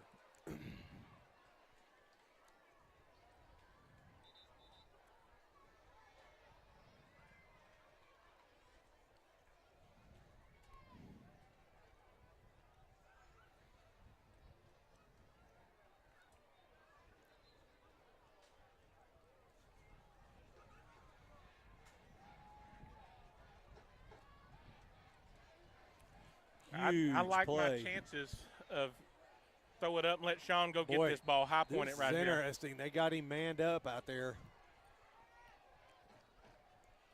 Got Ryder House in motion. They have not gotten any help out there on Sean, and they almost in and out of the hands. Well thrown ball, just thrown perfectly.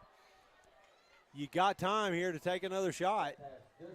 Doesn't really change anything. No, it's 4th down. So that's 4th and goal. That's the matchup I wanted to see right there, and Sean was there. I'd like to go back and watch that, but I almost think he may have had a little turf monster and start falling a little bit. And the kick is up and good. Kick is up and good. Score now 17-7, takes us to a 2-score lead with 13.9 seconds.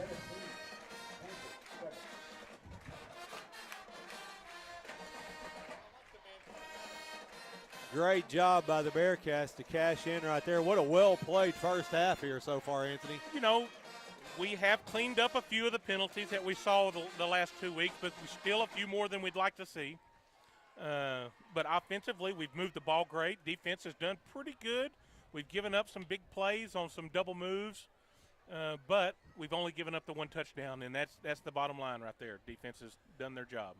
You got to say this Stigler offense that really has had a hard time at the line of scrimmage. You know, they've generated practically no rushing yards.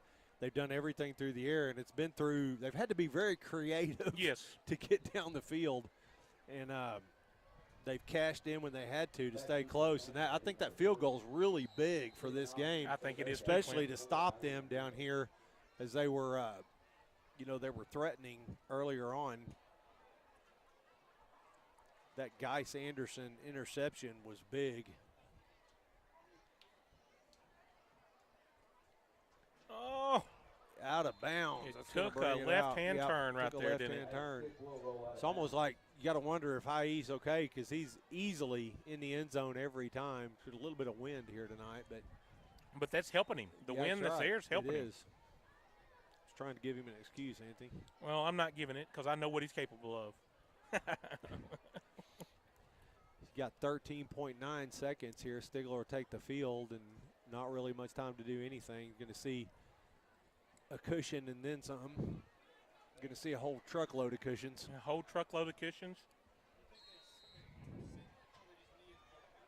Kick rolls out of bounds. I think they're going to at least give it one shot here. 35-yard line.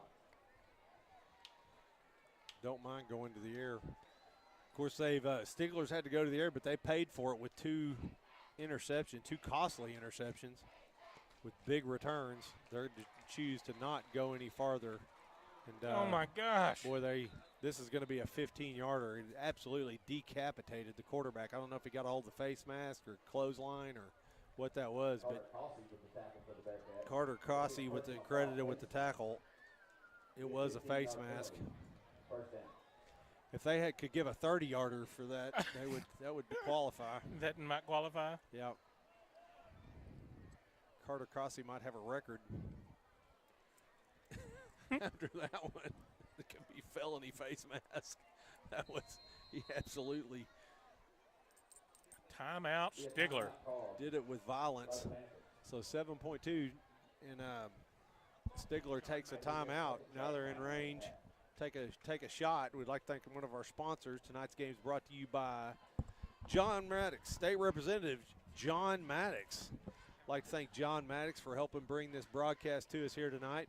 Not only a state representative, but everybody in Polk County knows him as both an attorney and helping us in the Capitol. Absolutely. State Representative John Maddox. Gladly give him my endorsement.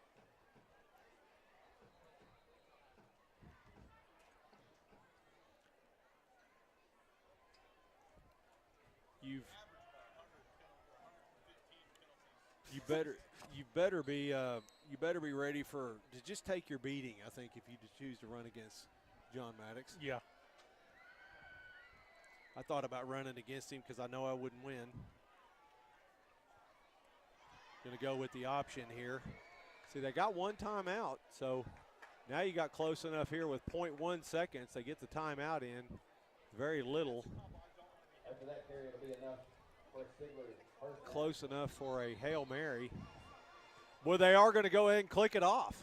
That'll bring up halftime. They're going to say that they did not get the timeout in time. That's really strange. No. Nope, they're going to stop them. I was going to say, if the clock is stopped, it doesn't matter if it's 0.1. They get a chance for another play. Clock stops on that first down anyway. Yeah. And they hadn't had time to set everything yet. Stigler went with an option right there, and the quarterback kept it. I thank everybody for. It's going to give them a few little rushing yards here late in this second quarter, is. but Rushing yards that weren't actually there. Well, Coach Bentley's sitting there telling the white hat that, look, time's off the clock, and he's pleading his case right now, but he's not going to win that argument, I don't think.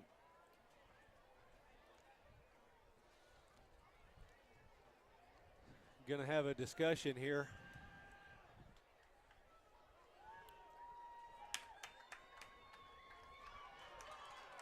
Boy, this is big. This is going to be 15 yards. It's going to take it down to the 18-yard line. Now you're looking at a legitimate shot at the end zone.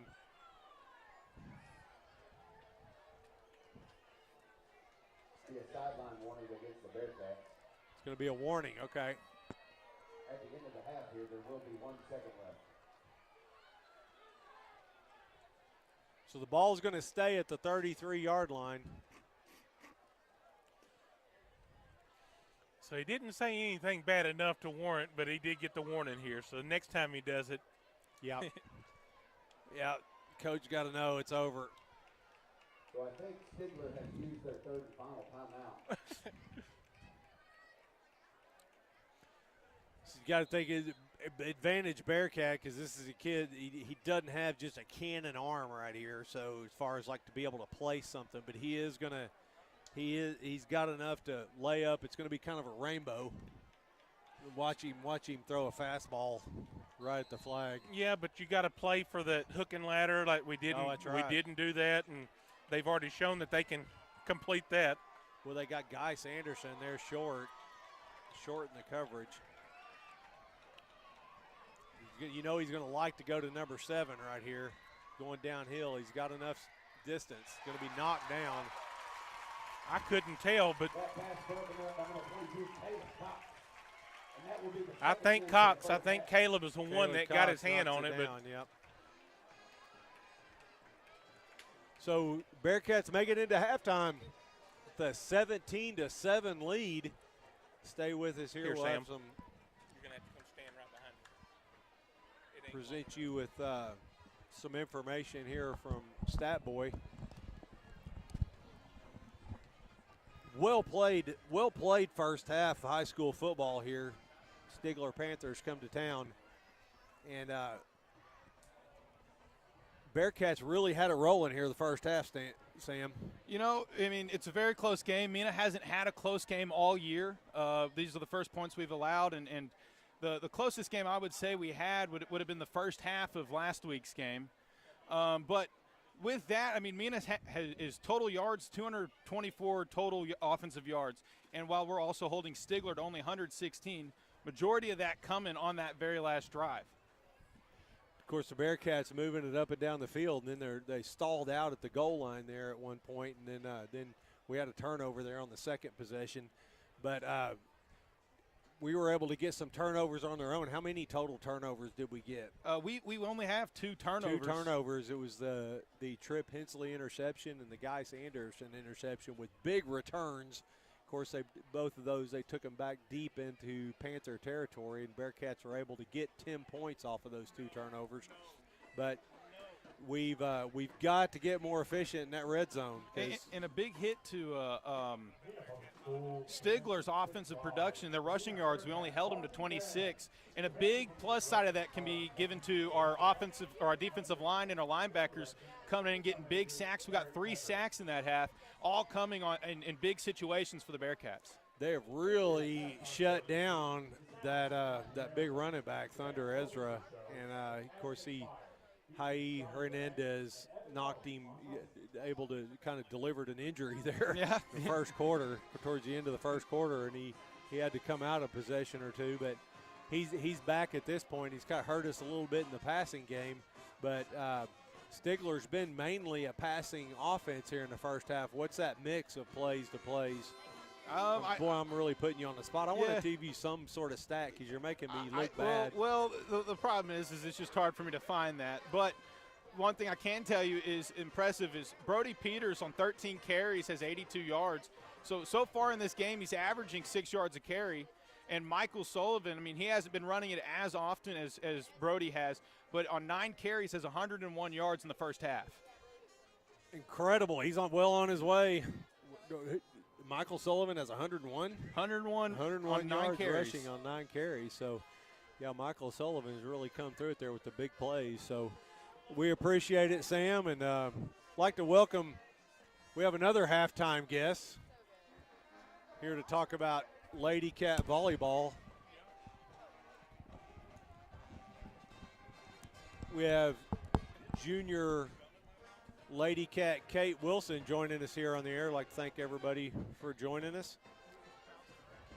Kate, what do you think about this season? Tell us a little bit about this season's progress with the Lady Cats. Yeah, so right now we're 3-0 in conference. We just had a big game yesterday against Fountain Lake.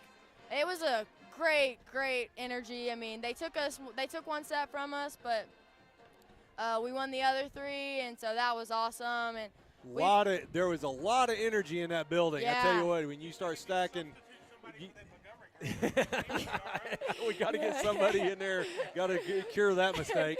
But Sam has to take a shot at my daughter there, of course. But anyway, a lot of energy. We were there. It was an away game at Fountain Lake, and it's really a rival that, if you could say somebody's pushed us in conference play. Bearcats have won 23 out of the last 26, and I could be off a number or two, but Bearcats have dominated Lady Cats have dominated conference play traditionally.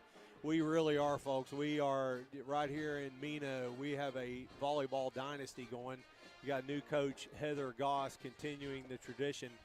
And Lady Cats, and if you're not familiar, volleyball has a big preseason. You call it a preseason with the tournaments that they attend. So they'll attend tournaments and face a lot of competition that's larger classifications. I believe, Kate, you played one 6A and one 7A Missouri team and came away 1-1 in those matchups. And then tell us about what really a highlight of what I saw in the preseason is that face-off with Greenwood. And Greenwood's a team that Lady Cats, as good as we've been, we've not had a victory that I can remember against Greenwood. And then facing them in the preseason, they came walking out there. What happened? Yeah, so that Greenwood game was really good for us. We had great energy the whole time. Greenwood is normally one of those teams you'll see in 6A that's really climbing their way up in the state tournament. So to get the dub on them, which is something that I don't think we've had that for several years, but to get that win against them was just awesome. And it was a 2-0 sweep in that Yes, tournament pool play, and we didn't face them in the actual tournament, but it was in pool play, and the Lady Cats come away with a 2-0 sweep, and a really unexpected upset there by the Lady Cats to kind of highlight it. But that's not to underestimate, because when you talk about volleyball, it's changing because people are starting to punch back. You're seeing people that normally it's a 25-5, 25-10, 25-12 type matchup, and they're coming here planning on being the winner, and we're kind of seeing that with the level of competition is rising here in conference. And we saw a face-off of two heavyweights last night in Fountain Lake. And for you guys to come away with a victory, congratulations. Well, thank you. Thank you for joining us up here tonight. Yeah, thanks for having me. And we'll be having further Lady Cat volleyball updates here. Lady Cat volleyball 3-0, and with opening conference play last night with a big victory over Fountain Lake. And we have a pretty big game coming up this Monday against Paris. Right. It's at Paris, I believe. Paris is a perennial challenger for the 3A state championship, and then you're also looking at Gravett this week as well, which is I think it's Magnolia. Hackett. Oh, Magnolia. Okay, Magnolia. Yeah, we're making the long trek to Magnolia. Okay, got the long trek to Magnolia. To Magnolia. So when is that Hackett matchup? That Hackett match, I want to say it's not the week after next. I think it's the one after. Okay. So we have some time. That's another headliner. You want to circle that on the calendar because that's going to be another heavyweight matchup. Hackett is if not favored, I think they might be picked first or second in 2A volleyball, and they're a team that can give any team in the state a challenge. So that'll be a great matchup. So I'd like to thank you for joining us here tonight. Well, you did a great job, Kate. Appreciate it. Keep marching forward, kid. All right, I will. Thank you. We're going to go silent here. We probably should have done that interview after the band. We apologize for not letting you hear that halftime band performance, but we tried to get in some of our show there.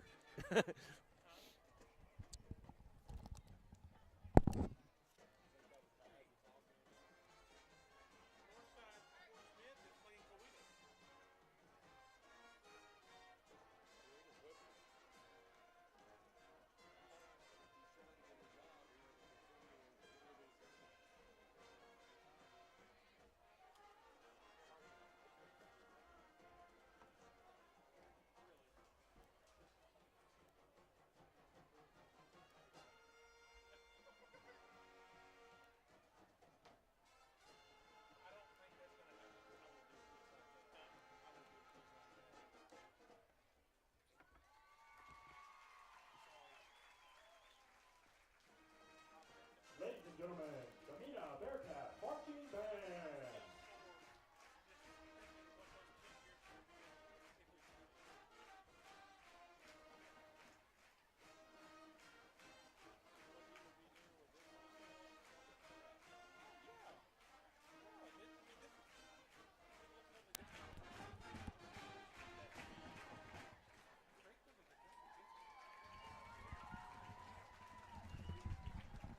Test.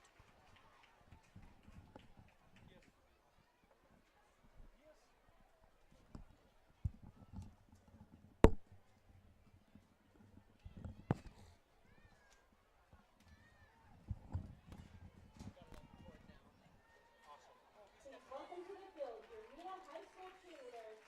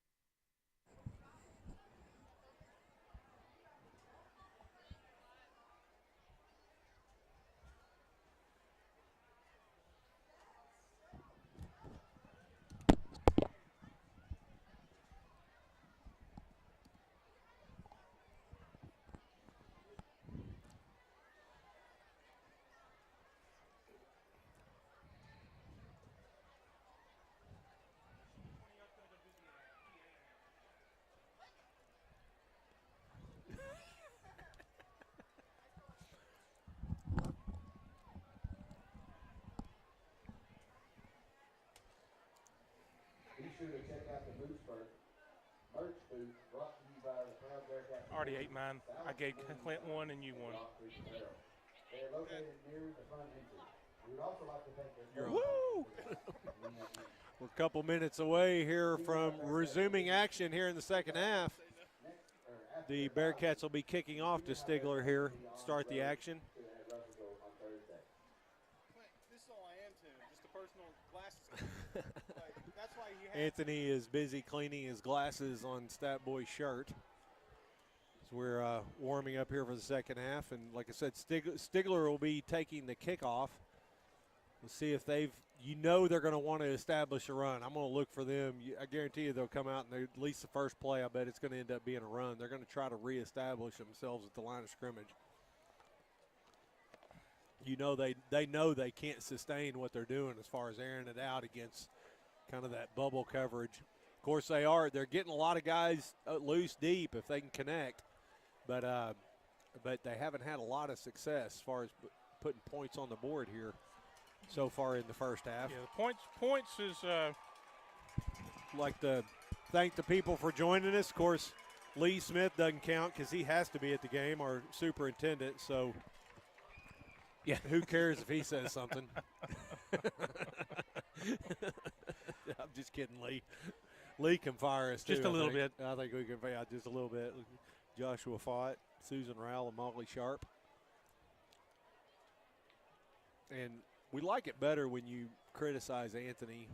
You get extra points for your comments in the comment section. And I don't give a whole lot of reason to criticize. Speaking of that, Chase, dadgum, his first text he fired Chase Bush. Oh, the venerable Chase Bush, former clock man, said that I sound loud and clear and still obnoxious. Hey, I'm just going to come Just on live hurts. here and say Just- that if anybody has the it just ability feels to so fire good. you guys, it's definitely me. Definitely going He to is be me. exactly it is a right. great night for some high school football, though. Yes, isn't it Clint? is. It absolutely is.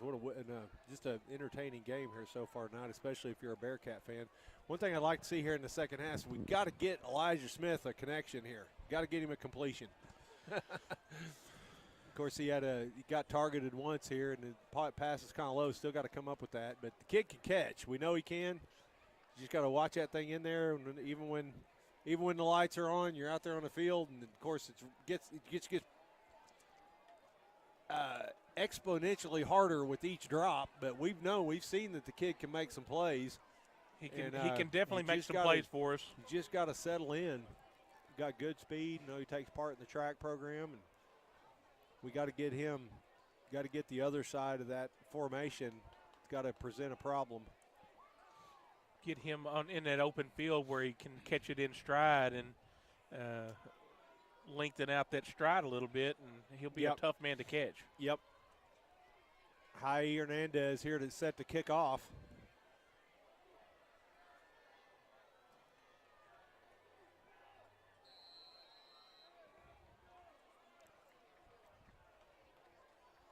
Jaime Hernandez back to keep the kick for the Bearcats.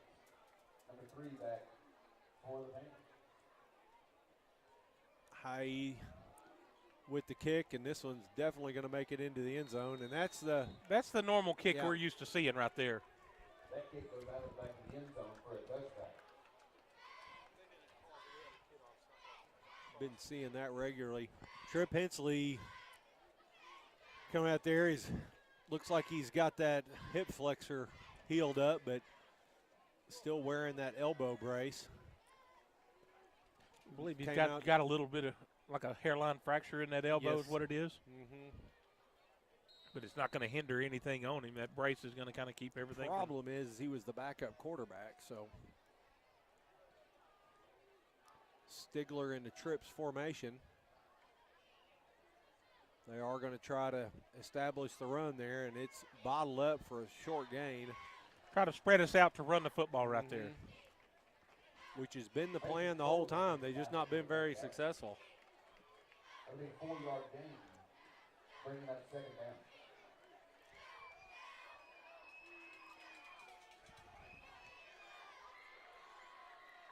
Handed it off to Thunder. And Thunder picked up 4. Yep. was pickup before. Didn't look that good. They're going to go back to it. Tried to chop him off at the feet. I believe you're going to have a holding on Stigler against Guy Sanderson. He was excited.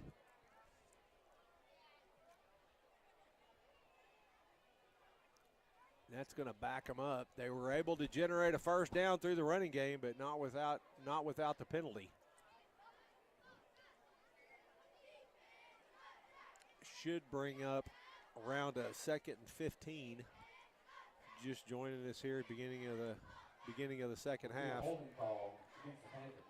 Yeah, I'm pretty certain that is going to be against whoever was blocking Guys.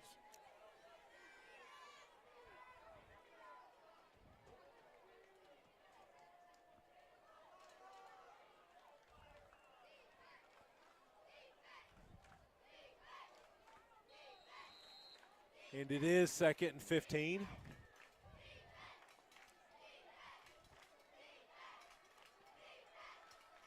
Bearcats don't look like they've changed much on their alignment. They haven't had much of a reason to. Brody Peters with the blitz, and they come in and throw right behind where a spot that Brody left. Perfect play call right there. Going to be a pickup about 11. But going to be a manageable 3rd and 4. That quarterback's been pretty accurate at that ball right there in that void, right behind the linebackers where they're leaving from. Just doesn't have a lot of range.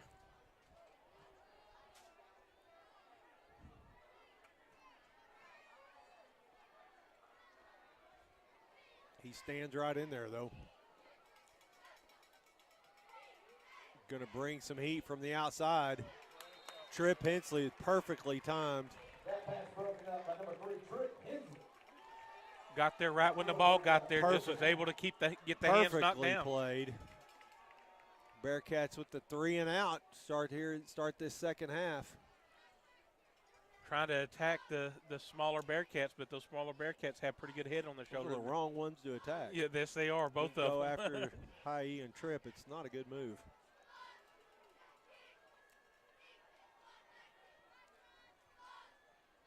High IQ football players, both of them. Be very high. Looks like it's coming down right around the 40.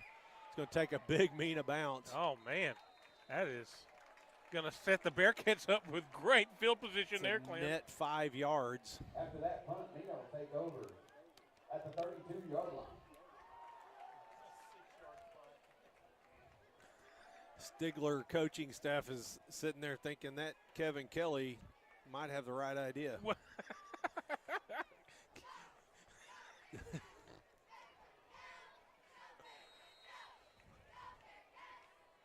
They might think twice about some of the memes they posted on their social media platforms. Yeah.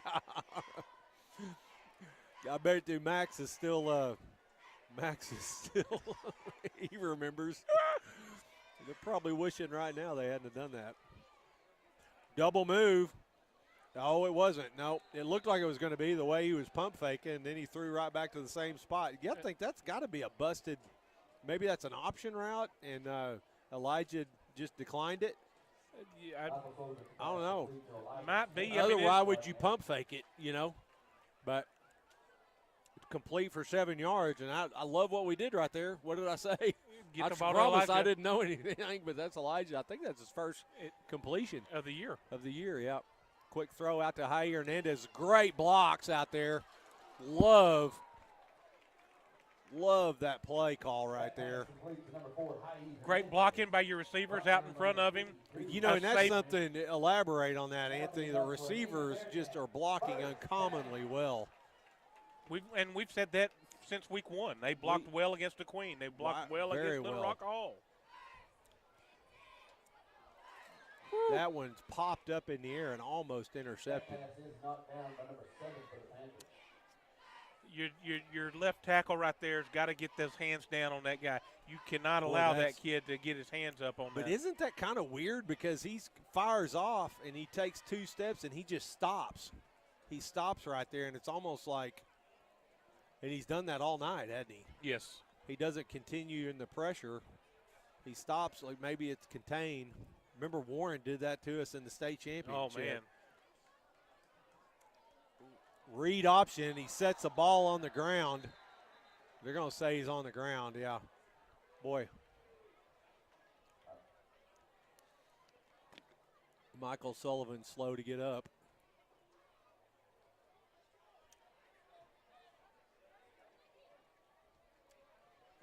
I May need to couldn't take a tell what he timeout did here. right there. Did, He tried to pull it and then slipped on the coat. oh, Turf monster got him. Pulled, slipped, and fell. And when he hit the ground is when it popped. Got a stinger on I'm the talking ankle. about He's trying Michael to walk sitting it there. off. got a little. I think they're going to let the. I think they're going to let the play clock. No, they're going to try to let him walk it off. So you know what the play call is going to be right here. They're going to call a timeout. That would be an official stoppage. They're going to give him an official's timeout. That's not something you normally do. Boy, if I was the Stigler coaching staff, I would not be happy about that. They're not going to make us burn a timeout. Going to make us. They're going to let us. They might be forcing a substitution right there. Michael Sullivan trying to. It's not a cramp. He's got No. something going on. I think he rolled his ankle up. Yeah, is what he rolled did. his left ankle. Yep. Take a chance to thank another one of our sponsors, Mena Ford. Tonight's broadcast is being brought to you by Mena Ford. Give the folks at Mena Ford on Highway 71 North a call at 394-2214 for your complete Ford car and truck lineup. Give Anthony Eford and Sam Eford. Just come on up there and we'll sit down and get you a new one ordered just how you want it and get it in here in about 2 to 3 months. Going to run that counter to Brody Peters. Brody Peters loose into the secondary. Touchdown, Mena. You know, and if you've gotten film on Mena, you've got to be looking for that. But that has been consistently successful for the Bearcats. Looks like a reverse. It's a counter, but it's that double handoff counter, and it's very effective. Brody crosses over to the 100-yard mark here for the night. Gets his second touchdown, I believe. And that was Tripp that went in at quarterback right there, wasn't Tripp was at quarterback. it? And the extra point is up and good. I believe Tripp's had one play at quarterback this year and has got one touchdown. There you go. 9:36 left to go here in the third quarter. Take this time. Thank another one of our sponsors, Top Rock Construction. Give Top Rock a call at 479-234-1518. Top Rock Construction is a full-service dirt work construction company offering bulldozer, track hose, skid steer, and other equipment. They're a proud supporter of the Bearcats. At the conclusion of tonight's game, fans are asked to wait at the gate prior to entering the field until released by We'll do that one later. administrators. We also ask that fans please Bearcats throw away their trash as they exit the now with a 24-17 lead, 24-7 lead. Now Be it's the kicking time off. to kind of put your foot down on the throat right here and don't give them hope here. Moving forward, you got to just keep taking it to them. That Bearcat offensive line has just really started off strong and just continued. They have just dominated here in this game. That one went through the end zone. It landed on the end line. Yep. Oh,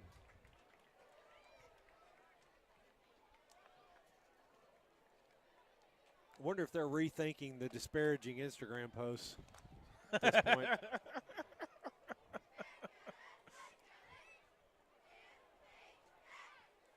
You know, you had a pretty good crowd travel over from It's from probably Stigler. it's probably the kicker in charge of their Barstool account. Probably. He writes checks that the other guys have to cash. Yeah, they do. They've got considerably better, approximately 1,000% better than Little Rock Hall. Oh, maybe 2,000% in Little Rock. Ryder House with the tackle for the Bearcats.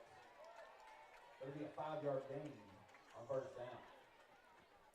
Of course, Little Rock beefed up their attendance that second quarter. They went from 3 people to 5. Yes, they did. Showed up. 2nd and 5 here. 9:08. Uh-oh. Matthew Klein posted tonight, and not Patsy. Oh, Patsy. Sandra. Same. I can't believe I said that. I would love to say I did that on purpose because that would have been funny. That's 10-yard gain by Thunder. That's going to be Thunder's best run of the game. Yep. Hunter McClara was right there to make the play. He's got to break down. Hunter McClara went for the big hit. Got to break down and make the tackle.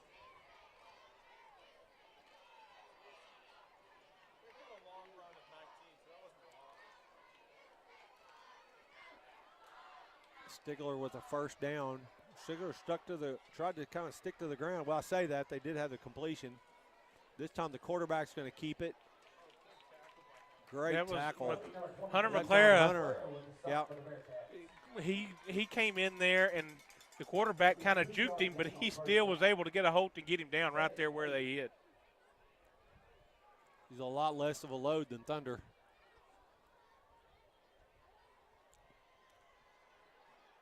You know, when they tell you in the ultrasound room that it's going to be a boy, you're pretty confident when you decide to go with the name of Thunder. Yeah.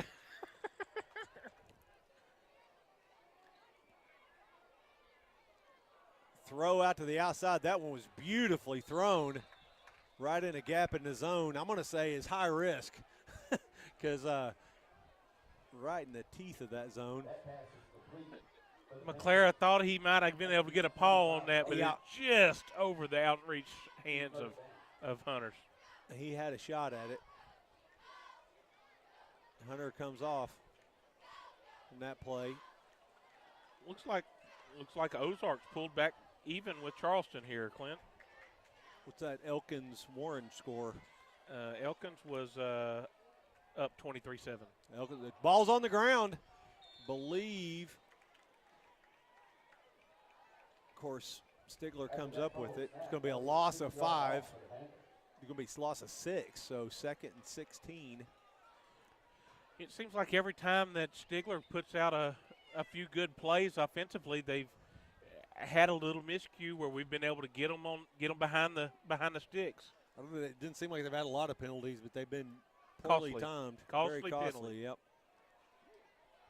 They had that 10-yard run.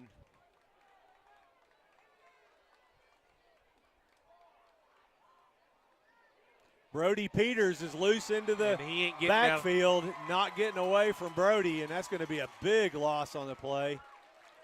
They're going to show him initiating contact back at the 38-yard line. So Stigler penetrates Mena territory down to the 45, and right now they've gone all the way back to their own 38. Third and 27 coming up here. 6:28 left here in the third quarter. Bearcats leading 24-7. Of course, I don't have to say that to you anymore because you've got it right there on the screen, but it's a habit. With the diamond formation cluster down here at the bottom. Look, giving it a screen look, but he's looking deep. He's on the run. He's got Hunter Tucker Strickland. Tucker comes up with the sack. It's his second big play of the game. Quarterback gets up slowly. Just chasing it down from the backside right there, wasn't he? Jackson McCarter said, why do you guys got to make fun of him on Instagram? Can you imagine what your coach would have said? Oh, my what gosh. What did you say those guys? Yeah. That is the last thing you want to do.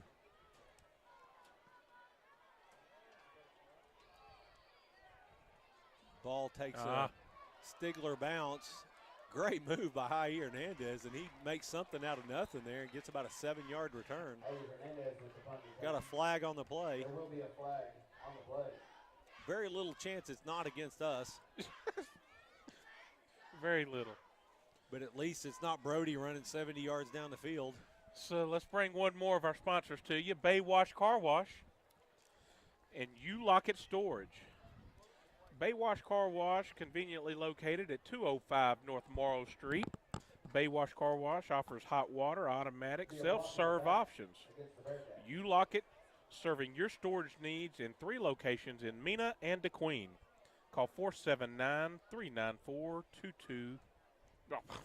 394-4453. Just wanted to call you. I was trying to give you my number. Call me. I wasn't reading. I was just going off of memory here, What are Clint. you gonna? I bet I know what you're gonna do. You're gonna start washing cars out there, aren't you? Well, I take mine through every now and then. Check out the new video ad. Because the Baywash Car Wash does take pride in your ride. The students at Mena High School went down there and shot the video for these ads this week. Awesome. Pretty cool. Back to action, a handoff to Brody Peters. Brody Peters again trying to follow Max Rocha. Didn't stay close enough to him this time. It's going to be a flag on the play.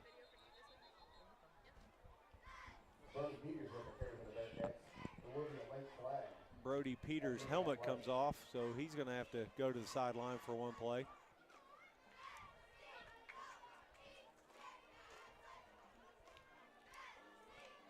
The referee, sideline official says, go ahead and go back in there. We're going to ignore it. Got a long discussion on this penalty. It'll be interesting. Personal foul, face mask against Stigler. So it's going to be a big one. Well, that's the reason why his helmet came all off. the way out to the 48, the Bearcats.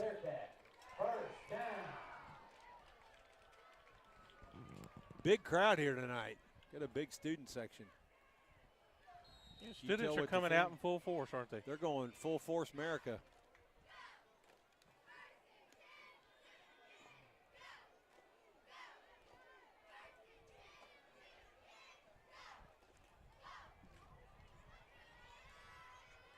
Michael Sullivan back out there to that ankle injury. Toss to Brody Peters on the jet sweep. It's going to be a flag on the play, going to be a hold against Guy Sanderson. That's going to bring it back, and he was a couple yards deep, so that's going to be about a 12-yard loss. You know, from up here, that defensive 2 technique was lined up off sides. But they let that go. Boy, that was a check out. I mean, that's just a weak hold. They're going to call that a hold, I guess. Yeah, that was not a hold. That was inconsequential, and golly. Golly.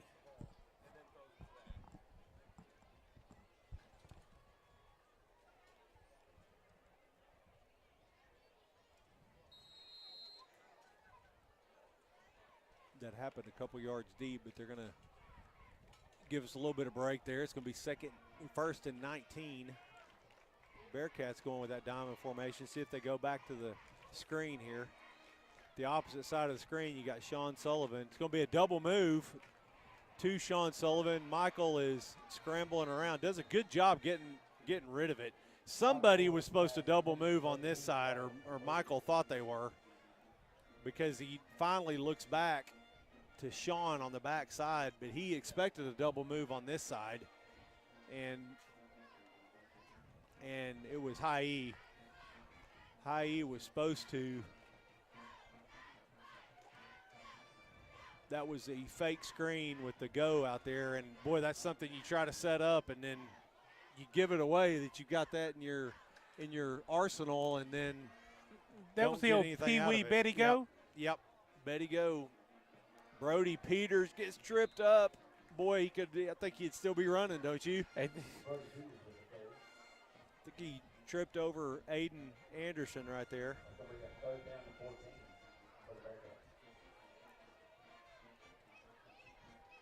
I'm not seeing where Aiden's lining up, but they're pulling him out and not bringing another lineman in, so he might be an extra tight end that they're running in these formations. We need to pay attention to that. Because he's lining up. His primary position is on the defensive nose spot. Yeah, but I'm talking about offensively. He's coming in. I've noticed him in the exchange, but we're not bringing in another offensive lineman for him. Spreading it out here, single back. Bearcats Timeout. going to call timeout. What is it? Third down? Yep. like what I'm seeing out of Michael because he's not pulling the trigger every time. Right. You know, I mean, that's what one of the hardest things is to give up on a play as a quarterback, and especially when you're new at it. He doesn't have a lot of experience the last couple of years. And played quarterback at junior high. But we know he can do it, and he's proven it here as he progresses. And you had a busted play that last time because that's supposed to be we call it Betty Go. But Betty's a screenplay, and then when you put the go tag on it, that means somebody's supposed to fake their block and then head up field. Assuming from the talking that High E got, that's probably High E. Got 3rd and 14 here. Brody bubbles out, connect right there. Brody heads to the middle of the field, boy, and he really had a great change of direction. He accelerated out of that cut. I mean, that was weird looking as fast as he came out because I guess he's kind of jogging. It looks like he's running full speed, but he wasn't. he put it in a second gear because I kind of thought the defense kind of had him not hemmed in, but I didn't see him busting free. But when he put his foot in the ground, it was a different gear he caught, didn't it? Yes. Boy, my stream broke up there. I don't know if you're watching, if that happened to you guys too, but of course I'm watching the delay. But oh, not again! Oh, snaps over his head. We'll see if he can get. Oh, he's got a chance for a connection. Elijah Smith, he had High E wide open, short there. Oh, wow. I wasn't watching, and neither was Michael, and Michael wasn't watching. It hit him right in the chest. Ball bounced right off of his chest, and able to gather himself. I think Elijah kind of slowed down just a little bit, and if he'd have kept going, it'd have been a touchdown. You see, he had High E there short, but Michael's a gunslinger. He's going to go for he went for all the marbles. So 2nd and 10. What a great run by Brody after the catch in that last play. Quick throw out to the outside. That is Caleb Cox. Caleb Cox picks his way across the middle. Hold on to the ball, Caleb. Great pickup on the play. He's going to pick up about 20. And old Caleb's daddy's down there on the PA tonight. That's right. You saw a little excitement in his voice as he hollered out Caleb's name. You can tell there's a little bit of emotion on that one.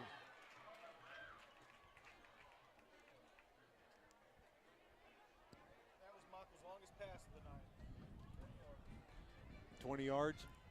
That would be the longest pass play of the night, 20 yards Michael's from Michael tonight. longest pass play, yep. He's at 96 yards passing. I didn't need to repeat that.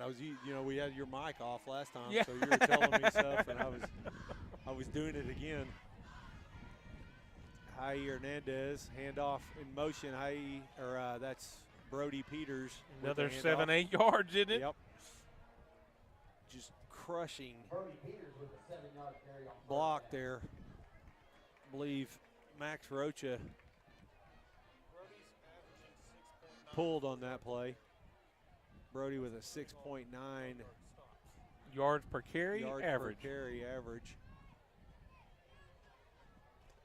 See if Max pulled again on that play. Time the guy got around him, quick slant there. And a boy by Michael Sullivan. Yeah, I think you can say no, Michael that was High E. That's High E. I was saying Michael, quick pass by Michael, but Michael Sullivan is really getting in a groove right here. He's getting in a groove, and I'm sitting up here looking. I was like, they're set up for a dadgum slant right here. Yeah. Hit the slant and let's go. Got a big cushion there on the slot. And then High E was able to take the contact and still lurch forward for the touchdown there. Snap was high. Great play by Michael Sullivan on that extra point. He picked it off back behind him and able to wrap around, get it set down. That was very discombobulated, as you like to say, extra point, but they pulled it off. Pulled it off, and still a great kick. They teach you that word at OBU or Ashdown? Neither one. Okay. You just make it up? Just make it up. Okay.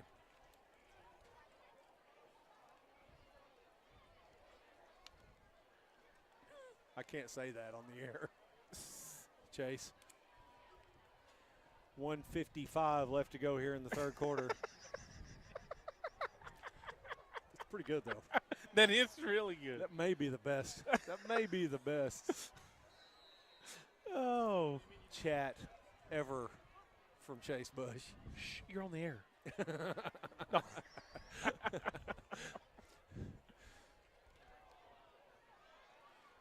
Haye Hernandez with the kickoff. We'll get permission from Haye. We'll see if we can say that. Now Hayes, And then Haye. they've turned him loose and said, just kick it to the end zone and be done with it. Absolutely. Minute 55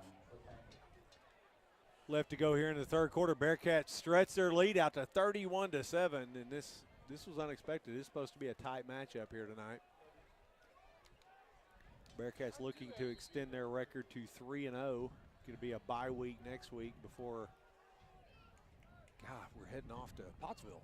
Pottsville, week after? Yep, Pottsville the week after. I mean, this is by far the best football team that we faced this season. Yep. Do a wraparound counter to Thunder. Chris Hensley with the tackle for the Bearcats. Haye Hernandez with the tackle. You know, when he finally gets going north and south, he's Got a some really speed. good runner. Yep. But doesn't we've done a have- really good job defensively throughout the night of making him go east and west instead of letting him get north and south. But He doesn't have Brody's capability of accelerating out of the break. Well, Brody, he just looks like a different player this year. Ball's on the ground.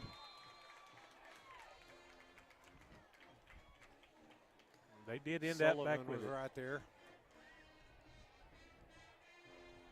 After the fumble, Sullivan's just giving his guy Fitz, number 54 there on the defensive line. 2-yard loss, 3-yard loss on the play.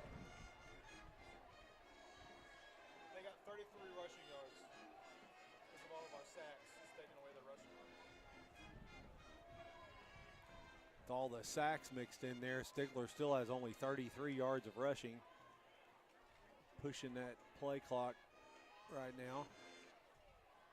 Quick throw out to the outside. It floats a little bit on him. Boy, they got a flag on the play. They're going to possibly call targeting. I think that's the only thing they could call right there.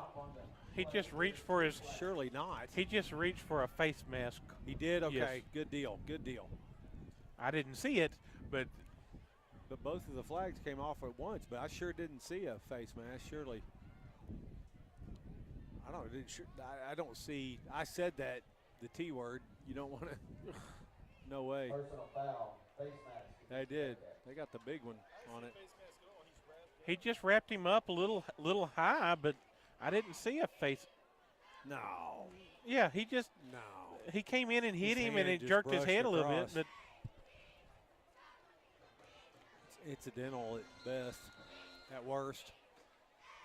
Takes the ball out to their own 39-yard line. Penalty yards. On 10 penalties. Bearcats are stacking up the penalty yards of 110 yards on 10 penalties. And Thunder is able to break some tackles, and that's what Stigler expected all night tonight.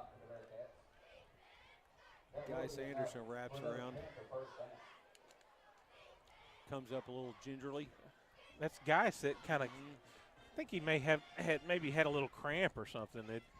Walking with still trying to keep his toe up. Yep.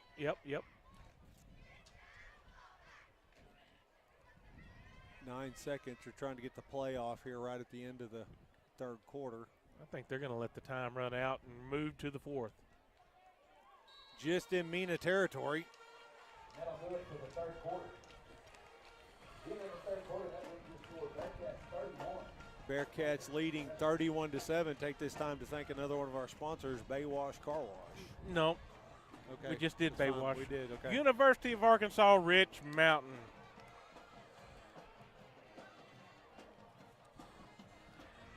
UA Rich Mountain Community College, all the things that they're doing up there, right now. They've just taken on the automotive program. You've got your welders, you got your baseball team, you got your softball team, you got your soccer, girls, women's, and men's, cross country, men's and women. Great nursing program as well. Great nursing program, and they're doing all this despite their president. Exactly. It's overcoming their leadership. There is hope for America. So it looks like as of right now, Clint, the Bearcat offense has 321 total yards of offense. And Stigler has 163 of total yards of offense. Stigler's looking to add to that. You got tight press coverage out here on the outside.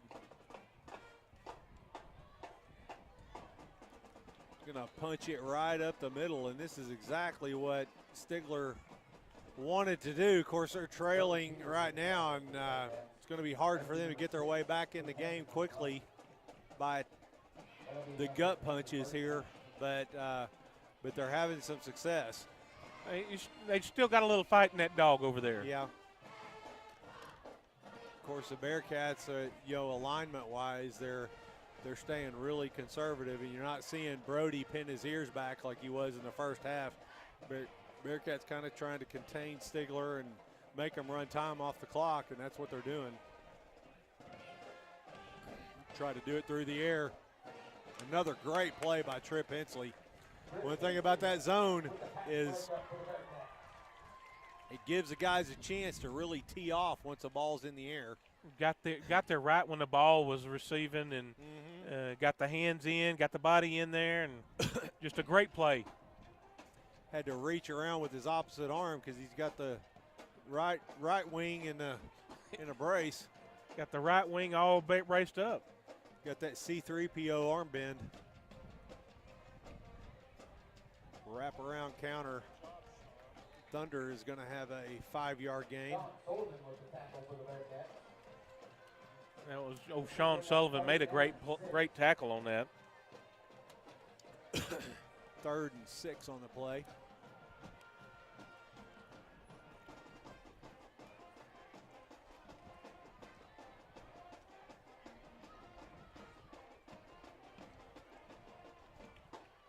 Come on, Bearcat fans, give them some help.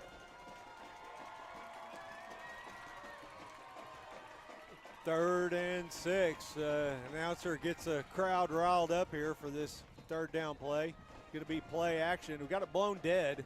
Got a false start on the offense here. False start on the offense. That's going to bring up 3rd and 11. Stigler's trying to claw their way into this 4th quarter. 10:33 left to go in the ball game.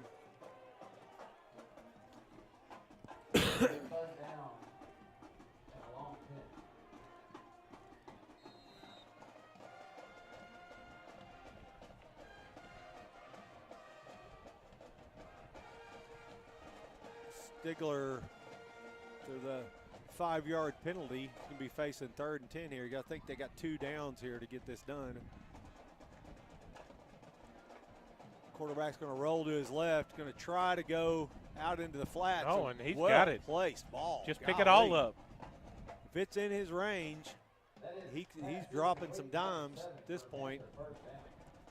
Going to pick up 17 on the play down to the Bearcat 23-yard line. They've been able to complete more passes than I thought they would do here tonight. They're playing with fire because even right there, you got him bracketed high and low, and he's able to drop it right in there. I like this defensive scheme as the guy tumbles his way all the way to the end zone.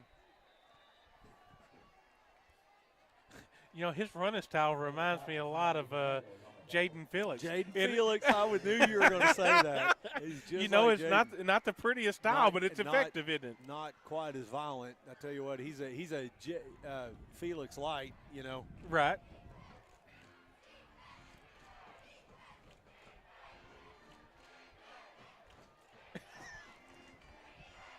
I was thinking it right as you said it. It hadn't even crossed my mind until right then. Well, it was the way he ran. Yep. That what reminded me of him. Mason Sullivan on the tackle for the Bearcats. You remember watching Jaden as a sophomore, and Second down and 4. he wasn't, he wasn't near as strong of a kid as a sophomore as he ended up being as a senior. But he's able to do the same things, Yes. with about a, what would you say, 170-pound frame, and he just continually generated yards, kept getting more carries too Yes, because of it absolutely. as the year went on. Doing that motion, that belly option, and both of the options got taken away, but you got flags on the play, and this could be going to be against the Bearcats, looks like.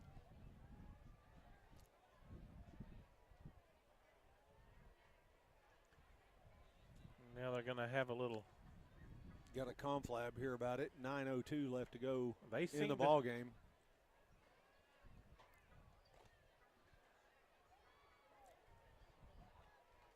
It is 3rd and goal. They still haven't decided. Stigler's up at the line of scrimmage, ready to go right here.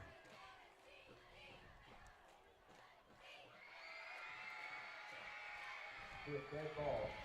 Personal foul against the Bearcats. Personal foul, dead ball foul against the Bearcats. That's going to be a first down.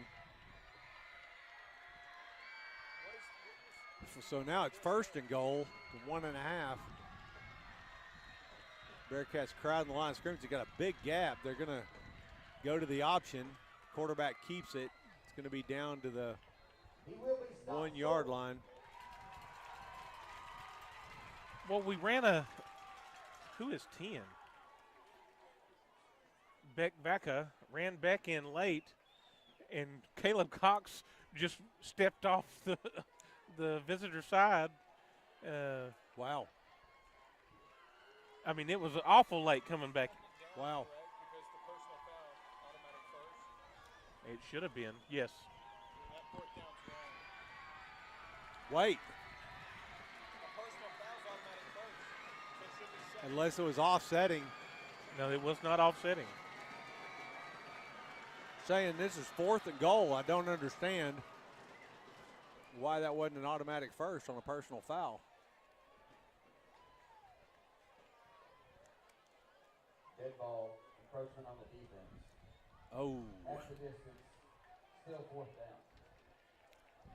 Didn't really benefit them much because they're already No, at the they're 6-inch already, line. yeah, they're already there. So 4th and goal from the 6-inch yard line. 6-inch yard line. Be a timeout, Bearcats. Bearcats are going to call a timeout and discuss it here.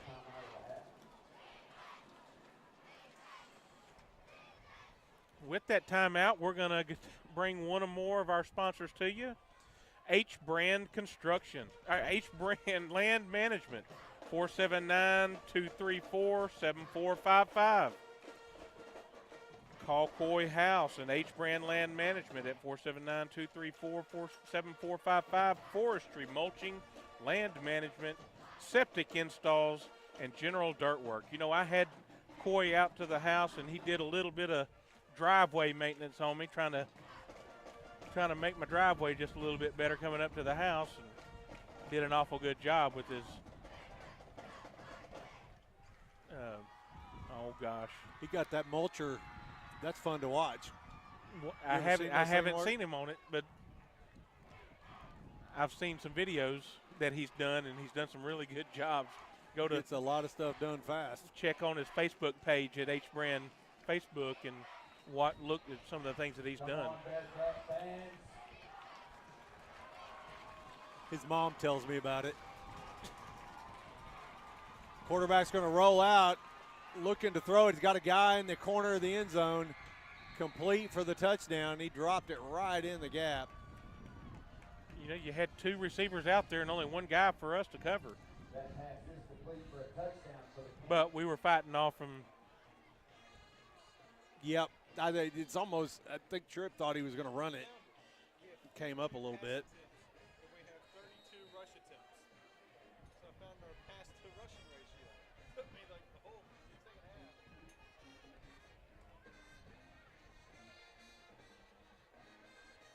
half. And we got it blocked. And we blocked the extra point. Brody Peters blocks the extra point. Coming from that right side.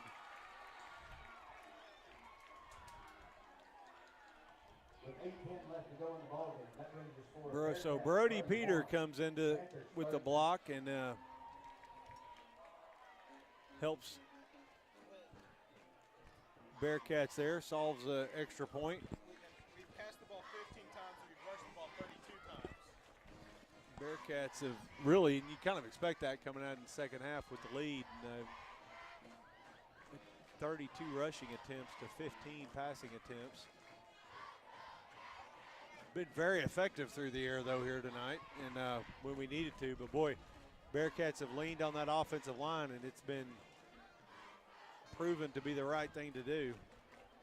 Looked a lot better offensively here in this second half than we did early on in the first.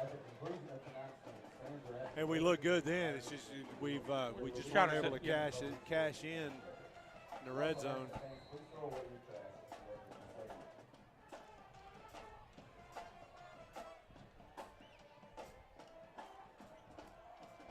Be another pooch kick. Elijah Smith is going to come up with it. He's going to run sideways for a little while and then heads up the field for a 10-yard return. Going to get out to the 35-yard line. Elijah's got to learn when he's back there fielding the the kickoffs. You got to put your foot in the ground and go. Yep. You can't be second guessing yourself.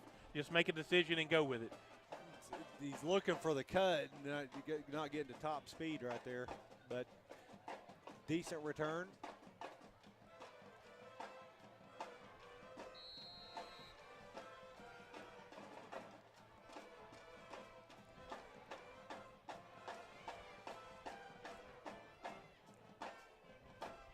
Bearcat offense is coming out there, and I'm betting they're going to get another dose of this offensive line and Brody Peters. No, they're going to go to the air. Quick throw out to Sean Sullivan. Sean Sullivan makes a guy miss. Couple of guys miss. Great run right there to get the next 5 yards to make it an 11-yard gain.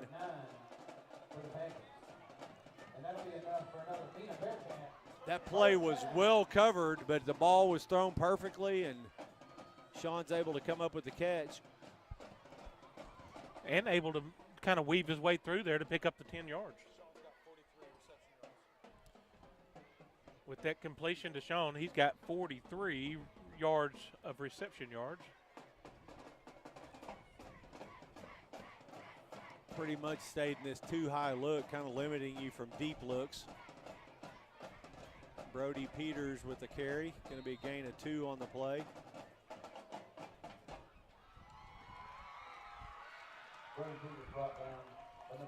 Below his average, but yeah, we'll call that a win for the Stigler defense right there, because Brody's been averaging almost 7 yards a carry.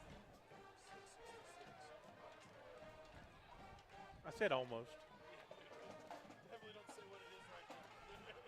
Going to bring off 2 heavies and bring in 2 receivers. High and Caleb Cox check in this 2nd and 8 call.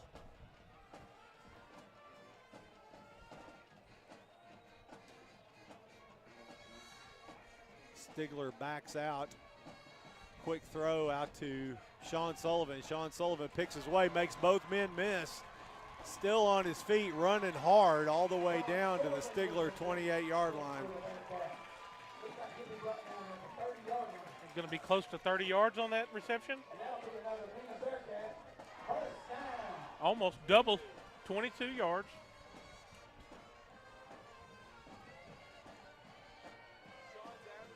Bearcats getting it done through the air here on this drive. 6:30 and counting here in the first quarter. Andy was able to pull through the arm tackle, Yep. Michael Sullivan is he's just taking a leap forward here tonight. And, and we talk about his completions and his yards, but the thing I really like about what I'm seeing out of him is the times he's pulled it down, thrown it away. Yes. Yep, passed on it.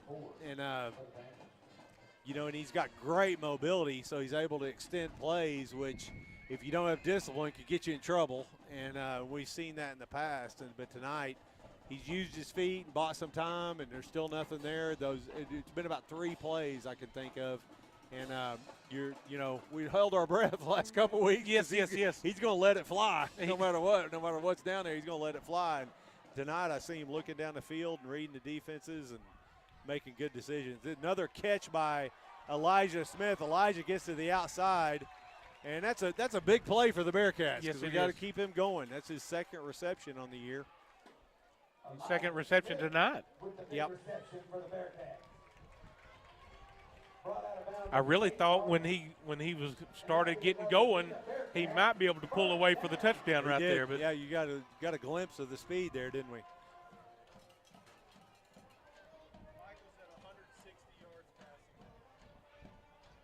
Brings Michael's totals up to 160 yards passing.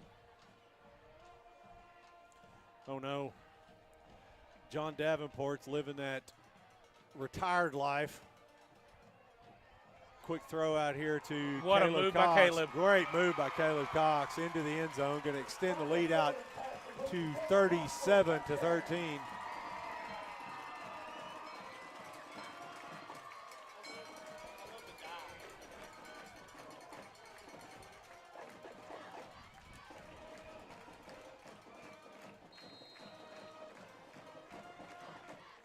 Now they're rubbing a little bit in on Jair Hernandez with the extra point. rubbing it in on their barstool stuff. Oh, yeah.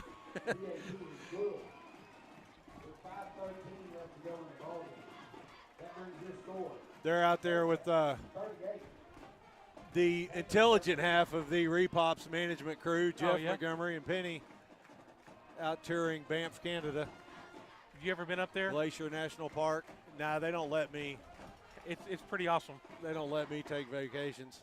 I don't. Yeah. Uh-huh. That's one thing, you always feel sorry for me, don't you? Yeah, I feel real sorry for you, Clint.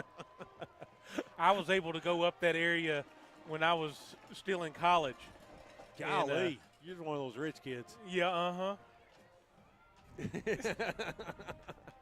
Glacier National Park in that area? Yes, we went up through Banff, Glacier National. Oh, they're rubbing it in with all the pictures. Oh, are me. they? Yeah, absolutely. It's beautiful. It's awesome. Yeah, you'll get a kick. They left out with in 2 Chevys, and they ended up having to rent a Ford. Well, that's. I keep telling him every time he stops in and looking that one of these days he's going to wise up. They left in a 57 and a 60. Chevy. I don't think you can gloat too loud.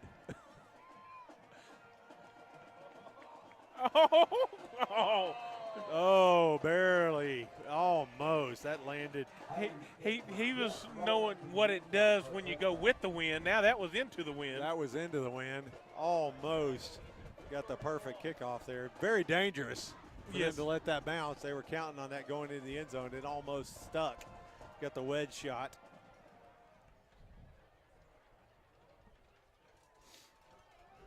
I think we're about to call. Do you see? I got a message here from Coy. I think we're about to get it. We might have a company name change coming. He likes our Buckethead Construction. I mean, that's a huge missed opportunity, Coy.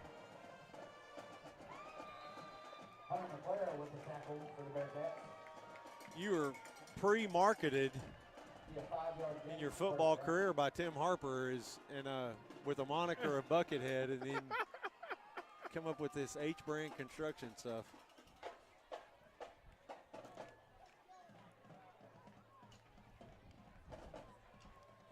He could put his big Buckethead picture right on the side of the trucks. Everybody remember that. That might turn down business. No. He's a pretty boy. Big run by Thunder. Going to be a flag back there in the backfield, though.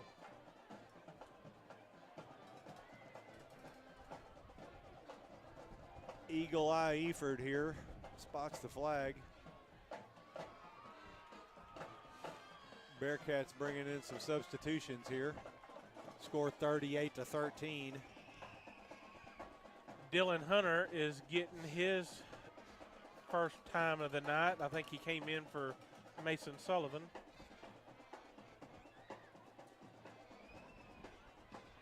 Did I get that substitution right, I think? Sounds good.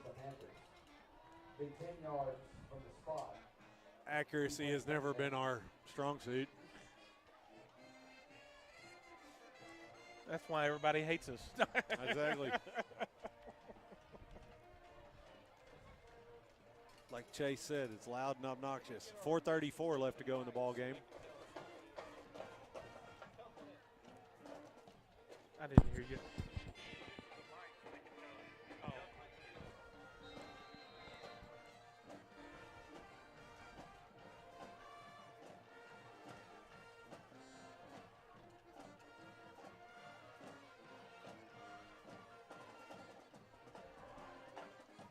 Snaps back. We still got the same quarterback. Throws deep. Had the receiver bracketed, but he's going to go ahead and let it go, and ball's overthrown. Kid's got more range than I thought. Yeah, and this fourth quarter he's throwing with the wind. So and you know, the other factor I haven't taken into account is the fact that he's had pressure. He's had pressure all night. I mean, a lot of that's like, it seems like we've had just a consistent blitz from Brody there in the first half. We kind of called off the dogs in the second half once we got 3-score lead, but he's had pressure, and we saw what can happen there when he can step in the pocket. Great defensive performance here tonight by the Bearcats. Delay a game.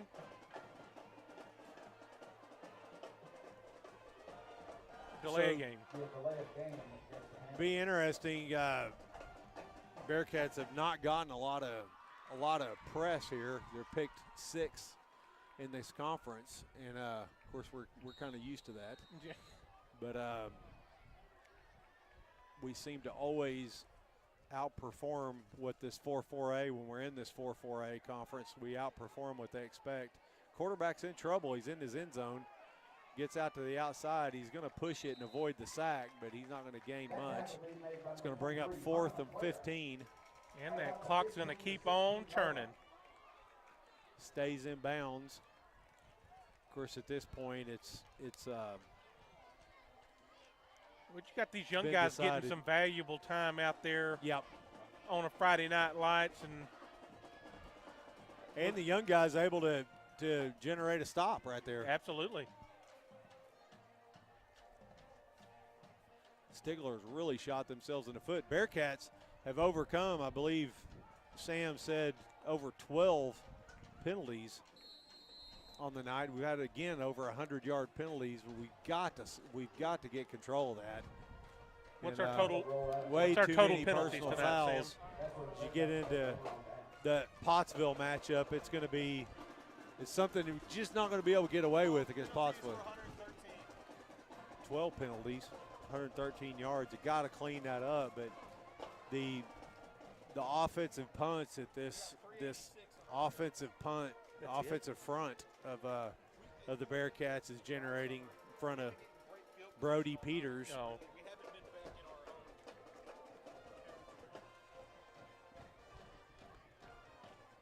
Boy, you got to wonder that explosiveness we're seeing out of Brody. And we noticed it in the first game, but it just seems like showing it even more.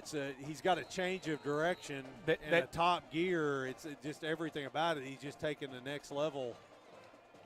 He may not have that elite top end speed, but he's able to get that burst of speed going. He's sniffing it. Yes. Got Tyson Baber in here at quarterback. Wholesale substitutions here for the Bearcats. Handed off to Hunter McClara. Hunter McClara is probably the leader in the clubhouse to take over that running back spot this next year. Going to be a yard loss, bring up 2nd and 11.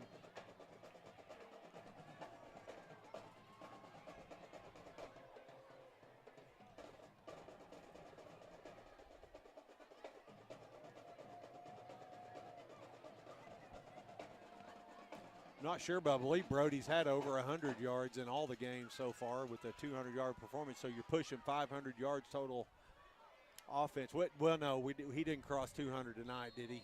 He's at 150 yards rushing.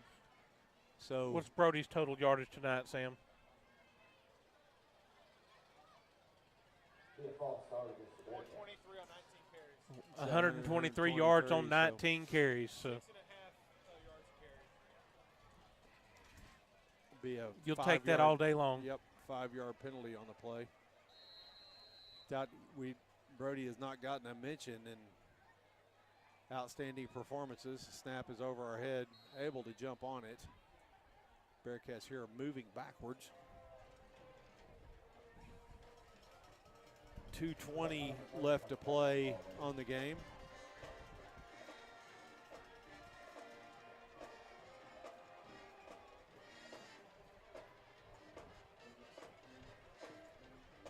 I didn't know the little Baber was a quarterback. Led him in the junior high last year, did a good job.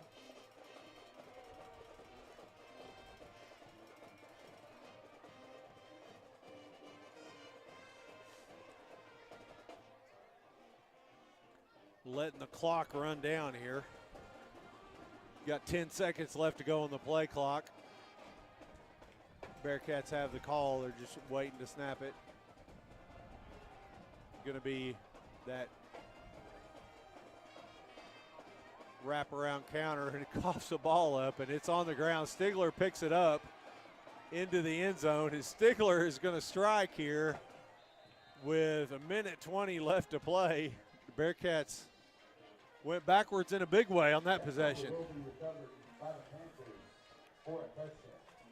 The young ones have some things to learn. They've mainly another year getting bigger, faster, stronger. It's really unfortunate that elbow injury to Trip Hensley, because right now is when you'd see him get some time, and it'd be interesting to see that quarterback battle, next year. We're way too early in the season to be talking about next year, but Trip Hensley's a guy that hasn't played quarterback until this season, and just saw good things on the film. And of course, we know he's a kid that's just got a above average, football IQ, and if he can transfer that to that quarterback position, he's a good candidate for it. Absolutely. That elbow injury, it's really cutting down. And it's not just game time. I'm not saying he'd get a lot of game time at this point, but he could, and they've got a package with him, to have Michael and Brody at running back with Tripp, and that was showing some promise in the preseason at the camps. And it's really unfortunate. I'd like to see him get that elbow healed to kind of continue that development for next year. Yeah, that little exchange offensively kind of took a little negative turn on the offensive production. About as bad as it can get. Went from not going forward to going slowly backwards to going back reverse wide fumble open. Return, yeah. Fumble for a touchdown. Wide open in reverse.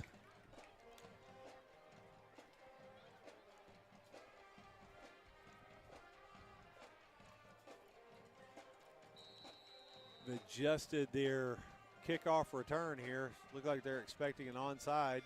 No, it's a pooch. Going to come back to Elijah Smith. Elijah takes it and immediately turns sideways and goes under.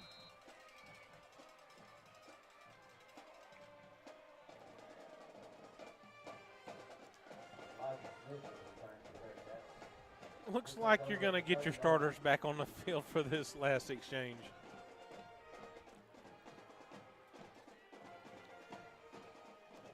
Minute 14 left to go in the game, and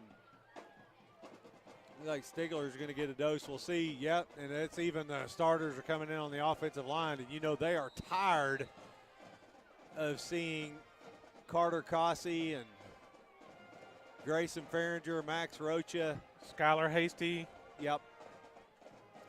Hunter Cannon. Those guys have put a whooping on that Stigler defensive line, which, like we said, one of our keys of the game is Stigler considered that to be a strength of their team. That and their social media team.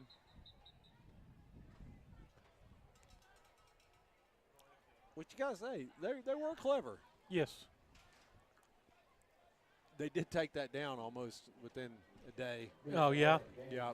Was But- it yesterday when that all posted?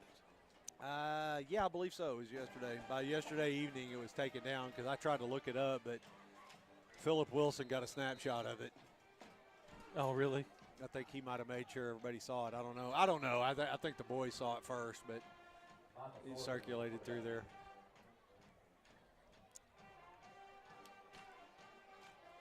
I don't think it was that bad. It's just funny. Oh, anyway, absolutely. But if you're going to write that check, you better be ready to cash it. You better be ready to cash that one right there. You're going to make fun of Max Rocha and Tripp and